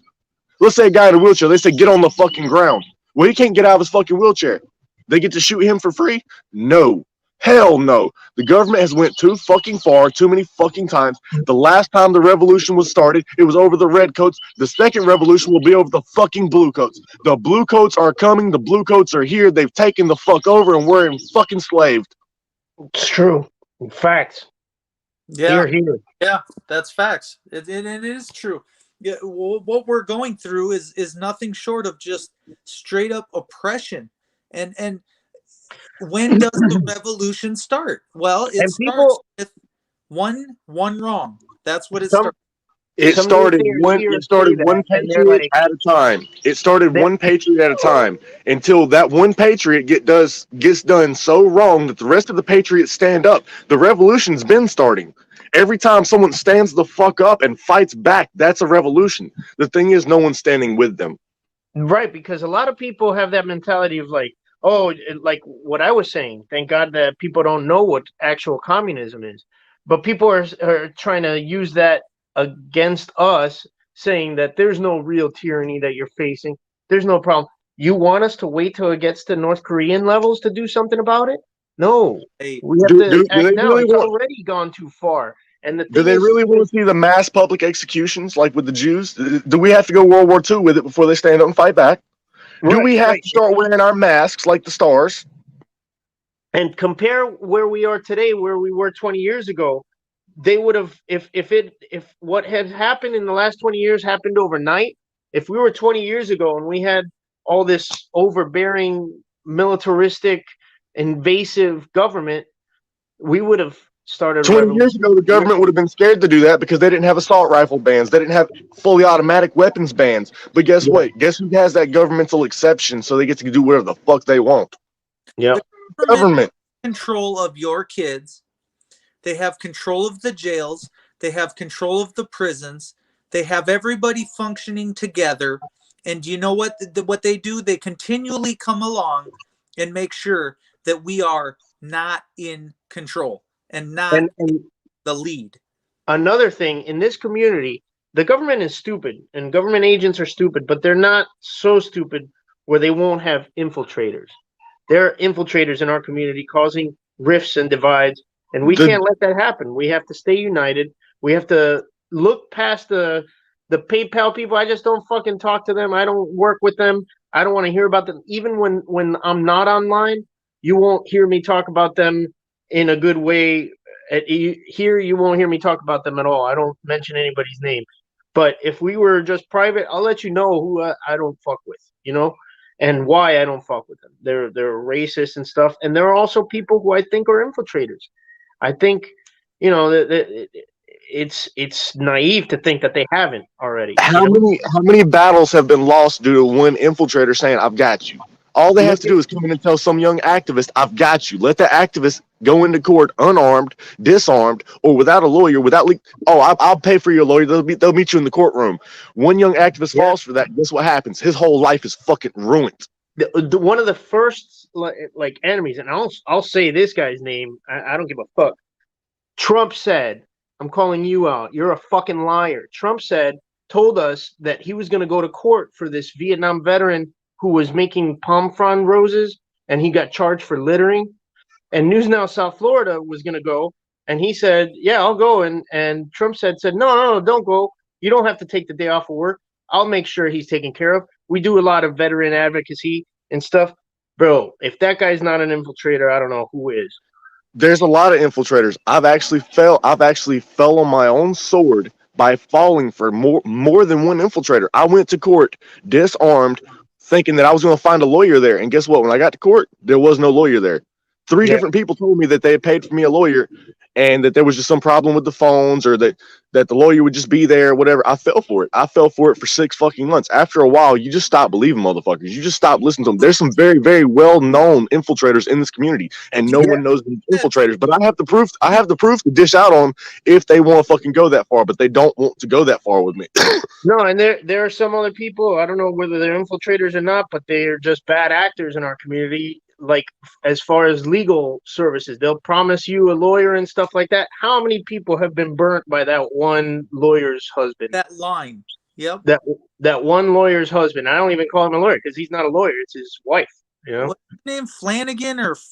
I don't know. I don't think we should give him the respect to put his name out there. But everybody knows who we're talking about, and that guy's should have been a blowjob. Was it Pinocchio or Pinocchio Fleming? Pinocchio Shitstain? I don't fucking know. It's Pinocchio something. That's it. We all know. We all know. But we got him. Maybe Salty didn't know, or maybe there's certain people that just didn't figure it out, and it's too late. Now that's an activist that got burnt by the community and got tossed to the side. Salty Rant fell for an infiltrator and got burnt.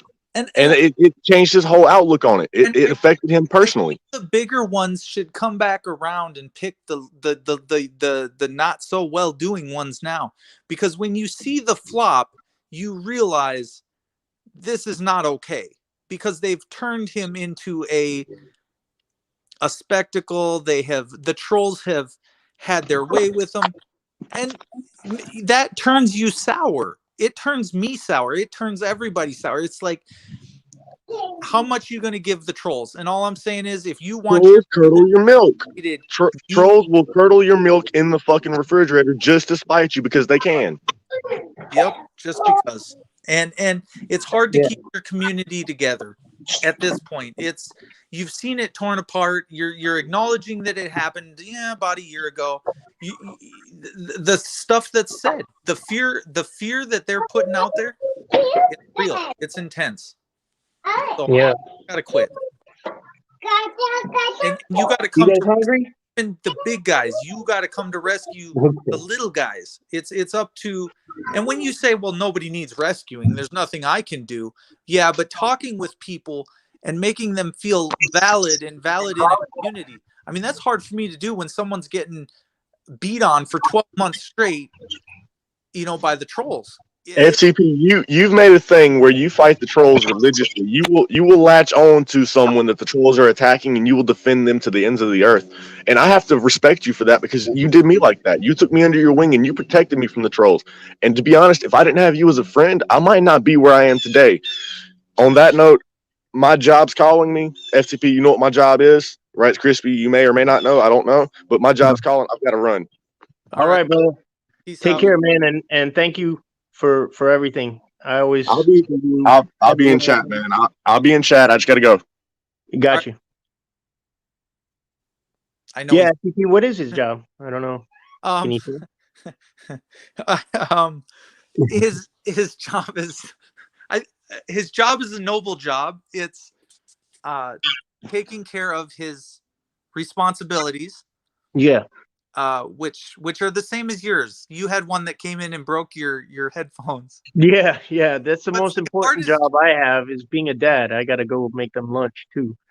But yeah, no, as far as the trolls, that's awesome that you go and you defend people against them, but I try to distance myself. I've had trolls coming after me, calling me stolen valor, holding my military records up, and still saying that I'm stolen valor, because I went to the brig for 25 days.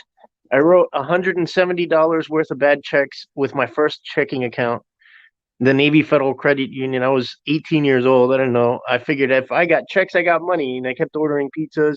And I also got an engagement ring for the other charge. I had a female in the barracks after hours. For anybody who's confused or wondering what it was, yeah, 28 years ago that happened to me. And that's what the trolls have been able to dig up and try to use against me. And no, I don't go around telling everybody, yeah, I was in the Marine Corps, but I went to the brig. I don't do that. I say I'm a Marine because I earned that title, and nobody can ever take that title away from me. I earned it. Right. And I got two bankruptcies, but you're a big one. You're a big dog, right? You're a heavy hitter. Look, Rogue's a heavy hitter. What do you mean? To some degree. When you speak, people listen, and everybody's looking at you. And maybe you don't, but I hold both of you in the highest regards, and make sure you tell, or you get back with Rogue. There is no hard feelings. There's anger sometimes in my voice. There's passion. I get it. Right. If you're doing what's right, just that's it. I don't want to tell anyone else how to be or how to act. Just say the 5 minutes that I watched. I got you. And I'm gonna go watch that now while I make lunch. I'm gonna see what you're talking about, and I will follow up with you and let you know, and I will follow up with him and let him know. But yeah, thanks for having me on so we could clear this up, because and that's as far as it goes, right? I'll make sure that respect and professionalism. And maybe I don't always exude that, but I'll make sure I get my own crap under control and take care of my own stuff. I don't talk to a lot of people. I have a very small channel, so Yeah. you take care, and well, hopefully people don't continually mess with you. And I look at, they've dug up everything they possibly could on anybody. There's to no end that they'll stop, or with your record, or going back, or and I understand it's all important, and it goes to your credibility, and I do understand that, but that's from a cop standpoint. I don't look at credibility and quickly attach their arrest record, but I will judge you for the character that I see coming out of your mouth. Yeah, and I am an open book. What you see is what you get, and people will tell you that they've come and they've stayed with me at my house. We've worked together and everything, and they know that everything that I say online here is no different than when I say, you know, I just don't name names, but I have my convictions. I'm a man of conviction, and I will not turn into, you know, a PayPal person. Or I didn't even put that up at first. And it was San Joaquin who told me there are so many people out there who are like bedridden and they want to contribute. They want to feel like they're helping out in some way. That's the only reason why I put that up. It's because, hey, if you want to, you know, do your part and do it through my PayPal, guess what? I'm not going to spend that on a burger for myself to go eat or anything. I'm definitely going to give it to another auditor. I'm going to put it towards a good cause, you know? And not everybody's like that. It's not something that I think everybody should do with their money. If you want to go buy a burger, what country do you think this is? You've just made money in a capitalist country. That's your money. And that's why I was saying don't count other people's money. I don't do that. That's one of those things. I'll count my money. I'll go to and tell you how much we're paying the tax collector, $75,000 a year to run the one office. The lady who runs the one office, she's not even the main tax collector, and she gets paid 75 grand a year, which is twice as much as our teachers make in this county. It's ridiculous. That money I'll count. People doing this, I mean, I stopped watching this one guy when he was making believe like he was fighting a homeless guy and that his phone got knocked out. And I heard later on after I stopped watching him that he was talking about his balding tires and stuff like that. It's like, you know why I don't know about that? Because I didn't watch him after that one thing. You know, if somebody turns me off, I turn them off. Are we And wrong for that? Are we wrong to do that? Is that, or to do are what? we To turn okay? them off? Because isn't that, I mean, that's the whole rogue thing. Like, look, dude, if I watched him for 6 months, I come back, I tune in for 5 minutes. If out of 5-10 minutes I turn my back, am I wrong for doing that? But what was it that he did to make you turn your back? That's why I don't get. That's why I was like felt compelled to come in here. Like he's not like the other guys you mentioned, you know? He went to prison for burglary like 20 years ago, and he admits it, and he knows that that's wrong, and he's not a burglar anymore, you know? As far as the money, he even said, you know, like he'll take a settlement from a thing, and he said this before, but he doesn't feel good about it being taxpayer money. He wants to, you know, get the cops money. You know what I mean? Which is ultimately taxpayer money, but you know what I mean. Yeah, it's not. That's not his. I don't hold that. I don't necessarily hold that against him. I just, and I understand you got to give updates. You know, if that's what he's doing on a case, it really is none of my business. I'm just a viewer, but I'd like to think I matter as a viewer. I'd like to think that proper criticism, which mine was not proper. Okay, I'll give you that. But again, if you notice me out of 400 people, Mm-hmm. either I did something right or I did something really fucked up. But you know, you come to your conclusion, and I know your what was messed up, and the only thing I can say is you have to watch it to get the sense, and either you can put yourself in a perspective of, let's say, a BLM. Let's say you have to go watch Ben Crump and Al Sharpton, and you have to watch the greats of this country that stand up for the humanitarian, and then you have to look at the me, or the I. You have to look at what is in the video that would turn someone like me off. Yeah. I mean, and you mentioned Ben Crump. I've watched that guy talk a couple times, and I've been turned off by what he's saying. He doesn't, articulate as well as I expect an attorney of that caliber to be able to. And that's something, that's my own opinion. But of course, he's doing great work. Of course, he's standing up for the right people and defending people when they need it. And he has the powerful firm to be able to do that, But gosh, it's sometimes hard to hear him talk, man, because he just doesn't sound very articulate for an attorney. He's not the same as Al Sharpton, right? But I look at, is your heart okay? Yeah. Is your heart in the right place? Okay? Because not everybody can have their heart in the game, and you can quickly tell who has it and who doesn't have it.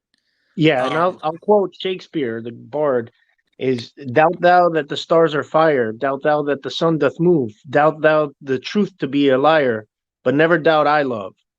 That's Hamlet's letter to Ophelia. And that's how I feel about everybody. I love everybody, even people who hate my guts, even cops. And I'll tell them that. I say, you're my brother, you're my sister, whether you like it or not. I had a guy telling me he didn't want me to film me, that I'm not his friend. I said, I'm your friend until I decide that I don't want to be your friend anymore. You don't decide. You don't determine whether I'm your friend or not. I'm going to be your friend till the day I die, whether you like it or not. And I'm going to try to help you. I'm going to try to help your homeless situation. He was homeless, and he turned around. He gave me a 180. I'll put that video up. I wasn't going to put it up, but I'll put it up just so you know what I'm talking about. And that's the thing. It's like, just try to love.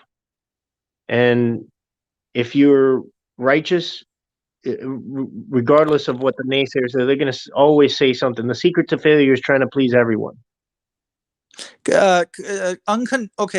Unconditional love, I think, is the best. What I said the other today, if we loved everybody unconditionally, if we loved our brothers and our family and at Christmas, and if we were not being fake, then we could beat this, win this. We could be a better person. We could be the best us. We could be the Al Sharptons of the world. We could climb to a level if only we could love everyone, or just, do you know what I'm saying? Like, yeah. Look, my grandma raised me, and she was such an amazingly kind, loving soul that I would get freaked out at like, she's walking me to my bus stop when I'm a little kid, and we're feeding the ducks, and then I see this dude that looks like he just got out of prison, and turned out he did. Big dude. He's saying, "Hey, mama," and I got mad. I was like, "How come he's calling you mama? You're my mama, right?" And she says, "Everybody calls me that." And he would come and he would get some food on our stoop. She'd put out some rice and beans for him to eat. Even if you can't find the good in yourself, she would be able to find it. You know what I mean? And that's how I try to act. I'm not as good as she was at that, but I will try. Even if somebody's a jerk, I'll try to find the good in them. And if I can't, I don't keep trying. But that's how I approach everything the first time. And everybody's different, so I approach it dynamically and differently. every time also. So I'm not going to blanket like, fuck, all cops are bad and treat them all with an attitude and everything. I try to be cool with everybody until they show me that they're not, and then I handle them accordingly. Yeah, I think you're a saint for doing that. I think that just hearing that, I think you can tell where your heart is. You can tell where your soul is by one simple story, by people can connect with you. And it's not just believable. It's in your heart. You can just tell. So, and regardless of whether you say it, but see, when you don't say it, then people don't get to know it. And when you don't tell the great stories, and when you don't bring it out and talk about it, so you should never be ashamed of anything. And I think you're an amazing human being, and I think that everyone has that ability, and I hope that I wish that out of everybody, and I only wish for growth. Of please don't hold people down. Please don't try to hold people down. Think about the words that you're saying meticulously before you speak, which I'm bad at that, right? I'm bad at that too. I stutter a lot. But American Amy said it best here, and we have to support everybody who's doing this. You're right, Amy. I know that you did a live stream, Amy, recently, where you're like, I don't know what's going on, and I jumped in there. I was letting you know, hey, no, nothing's going on. People have been busy. I can't wait to work with you, Amy. That's not something that I've been avoiding or anything at all. Don't ever feel that way. I'm looking forward to working with you. I only hear awesome things about you. Like Joe Cool came up here and told me that. And just the other day, you shared that video, and I shared it, and tagged you in it because people need to know where I'm getting my information from too, so they could follow and maybe get the scoop from you next time. So yeah. Right. How are you, Rage Crispy? Hey, what's up? Sorry to interrupt. Not much. Sorry to interrupt you guys, man. I just was scrolling through the chat there and saw where it said I was timing people out. Dude, if that was me, it was definitely an accident, being in my pocket or something, but I don't think so. I just wanted to clear that up because I don't boot people and I don't time people out. So it was uncharacteristic. So I was like, I for some reason I got really alarmed. I was like, do we got a rogue 5-speed today? Well, I was scrolling up trying to find a panel link, and then I saw where it said I timed Citizen Z out for 300. I was like, what the hell? I don't time nobody out. That happens sometimes by accident. I think it's just a glitch with StreamYard, maybe. I don't know. It may have been in my pocket or something. Seems odd, but that's the only thing I can think of. Yeah. But so Citizen Z or anybody that I might have timed out, I apologize if it was me. It's totally out of character. It's something I would not do. So yeah. I love you too, American Amy. And last quote is Gabriel Garcia Marquez said, "Don't look down on anybody unless you're helping them up." With that, I gotta take off. Thank you guys. Right. Thanks. Enjoy your lunch. Have a good day. You too, man. Talk to you soon. All right, later. Peace. I appreciate you too, man. Take care. All right, FTP, that's all I wanted to do was get up here and clear that up, man. I didn't want people to think, you know what I mean? I'm trying to think if you stick around in the chat, maybe I can. You got something typed in the chat, right? I don't have another phone. But... yeah, I think I typed something. Yeah, I typed in, I was backstage, but I can type something. Hold on a minute. Get on my other device here.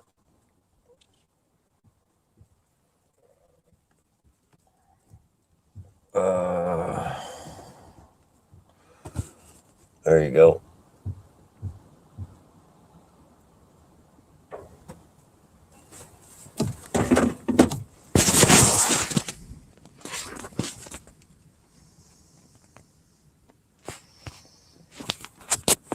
So anybody that I may have timed out, if it was me, I apologize. It was not intentional.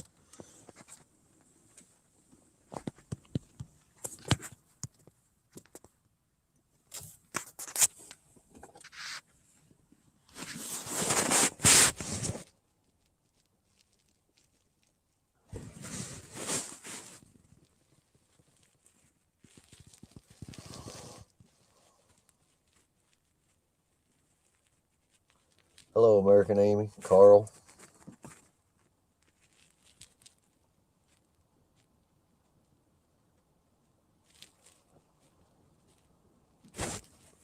All right, FTP. I got to get back. I got to get back to what I was doing there. Like I said, I just wanted to jump up and clarify that. I didn't want people to get the wrong impression. But I got to jump down and get back to work here. But I'll be definitely be lurking. Peace.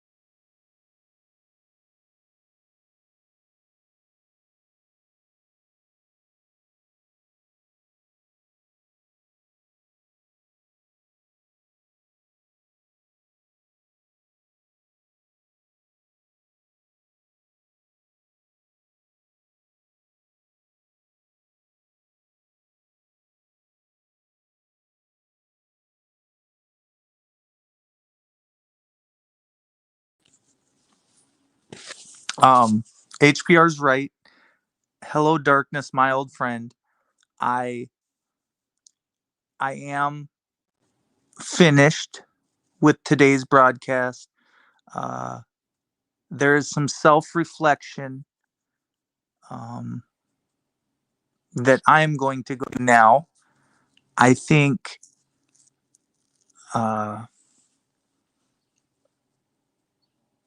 you can feel one way, you can wake up.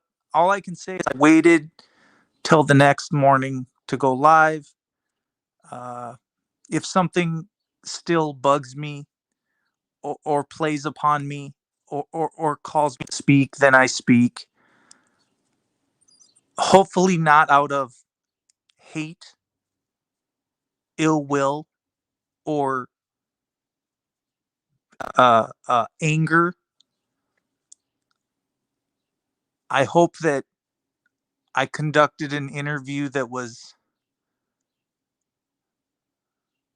fair for him and me. And if not, we'll get right. I don't think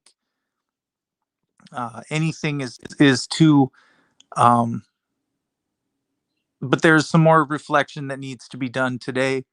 I'm gonna go, and I'm sure he's busy. Wrights is busy. Everybody's busy, and nobody's trying to piss in anybody's Wheaties. I know it comes across as that.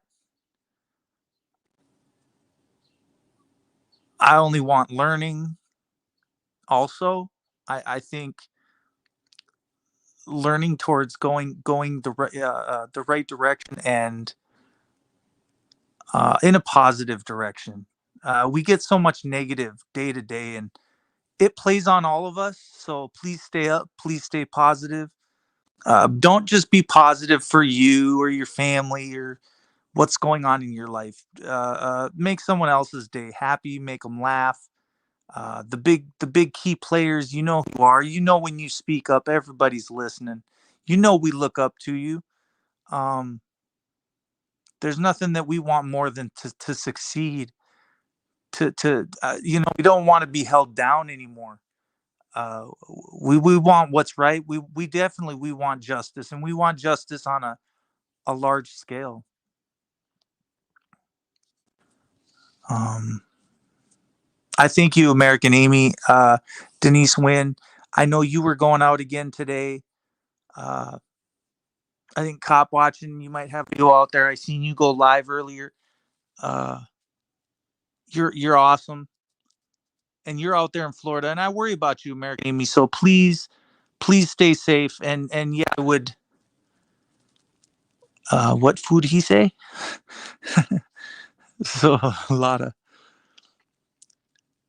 So I would say stay safe, American Amy. You're in the middle of Florida, which is this state of I don't want to see you get in trouble. I don't want to see anyone in Florida get in trouble. I don't want to see Wheaties. um, I don't want to see anybody. I know we need to film them. It's not. It's not. It's worth a felony, but it's not worth a felony. It's not worth dying over. It's not. In a sense that I care about all of you so much that I'm willing to stick my mouth in. I'm willing to go and update people, and they know what the laws are. They live in Florida. You guys live in Florida. Just be careful, be safe, film, and always have someone with you. There is power in numbers. There's power in groups, and I'd like to say, fight the good fight. I guess that was little Andy Dufresne's thing was fight the good fight. He fought the sisters off for quite a while. So Florida, there's going to be a lot more gnashing of the teeth. I hope that can be overturned or that law can be undone. I think that is an unjust punishment. I think it's a cruel law. I think it's unjust. I think, but hey, that's on. I guess that's a statewide thing, from what Crispy says, not just Broward County. It was just Broward County that talked about it on the news. I believe the sheriff of Broward County. He says, I don't want to go to jail either. And I don't want to, I don't have millions of dollars to bail you out, American Amy. I would. I try and keep everybody's feet on the street, and that's my job. So if something is not adding up within your, I don't necessarily tell everybody to go out and break the law, but I definitely don't tell that to American Amy. Let someone else be the muscles sometimes. Fight the good fight and you'll live a good life. I'm sending a virtual at fuck the police, even though you don't like cheesy stuff. I'm sending a virtual. Oh, it's a virtual hug. I was like, what is she sending a virtual of? I know I can't afford to bail out. We can't. It's just we love our lives. I mean, you do so good. I just don't want you to get started off with. I don't want anyone to start off with a felony, man. This is not the way to start your career. Is hey, let's go get a felony time. So, all right, man. I'm gonna. FTP is cheesy. It ain't easy being cheesy, Yes, he does. Don't let him fool you. I'm softy at heart. I really am. I really love people too. I care about people, and I don't know if there's some redemption here or something I can do. All right, I will let you. I found your. Someone says I found your disc. All right, I better let you guys go. Apparently, I got randos texting me, so I gotta get going. Keep trying. Careful. Yep. Be safe. American Amy, safety first. Be safe. COA. Cover own ass. Look how accurate Amanda was treated. Love, respect, unity. I know. I see you, Mark. I always have. Man, I love you guys. I love all you. I love Rice Krispie, and I love Rogue Nation. He isn't gonna see this. He's at work, but somebody tell Rogue that I said I love you. Regardless, I haven't walked a mile in his shoes, and he ain't in mine. And maybe maybe I went about it the wrong way. Maybe I waited. That's all I can tell you, man. I waited. It played on me heavily. It is what it is, man. We can talk about it later. We'll figure it out. Peace out, everybody. Bye. You guys are beautiful in my chat, and I love to see you. It's what makes me happy. All right. Peace out.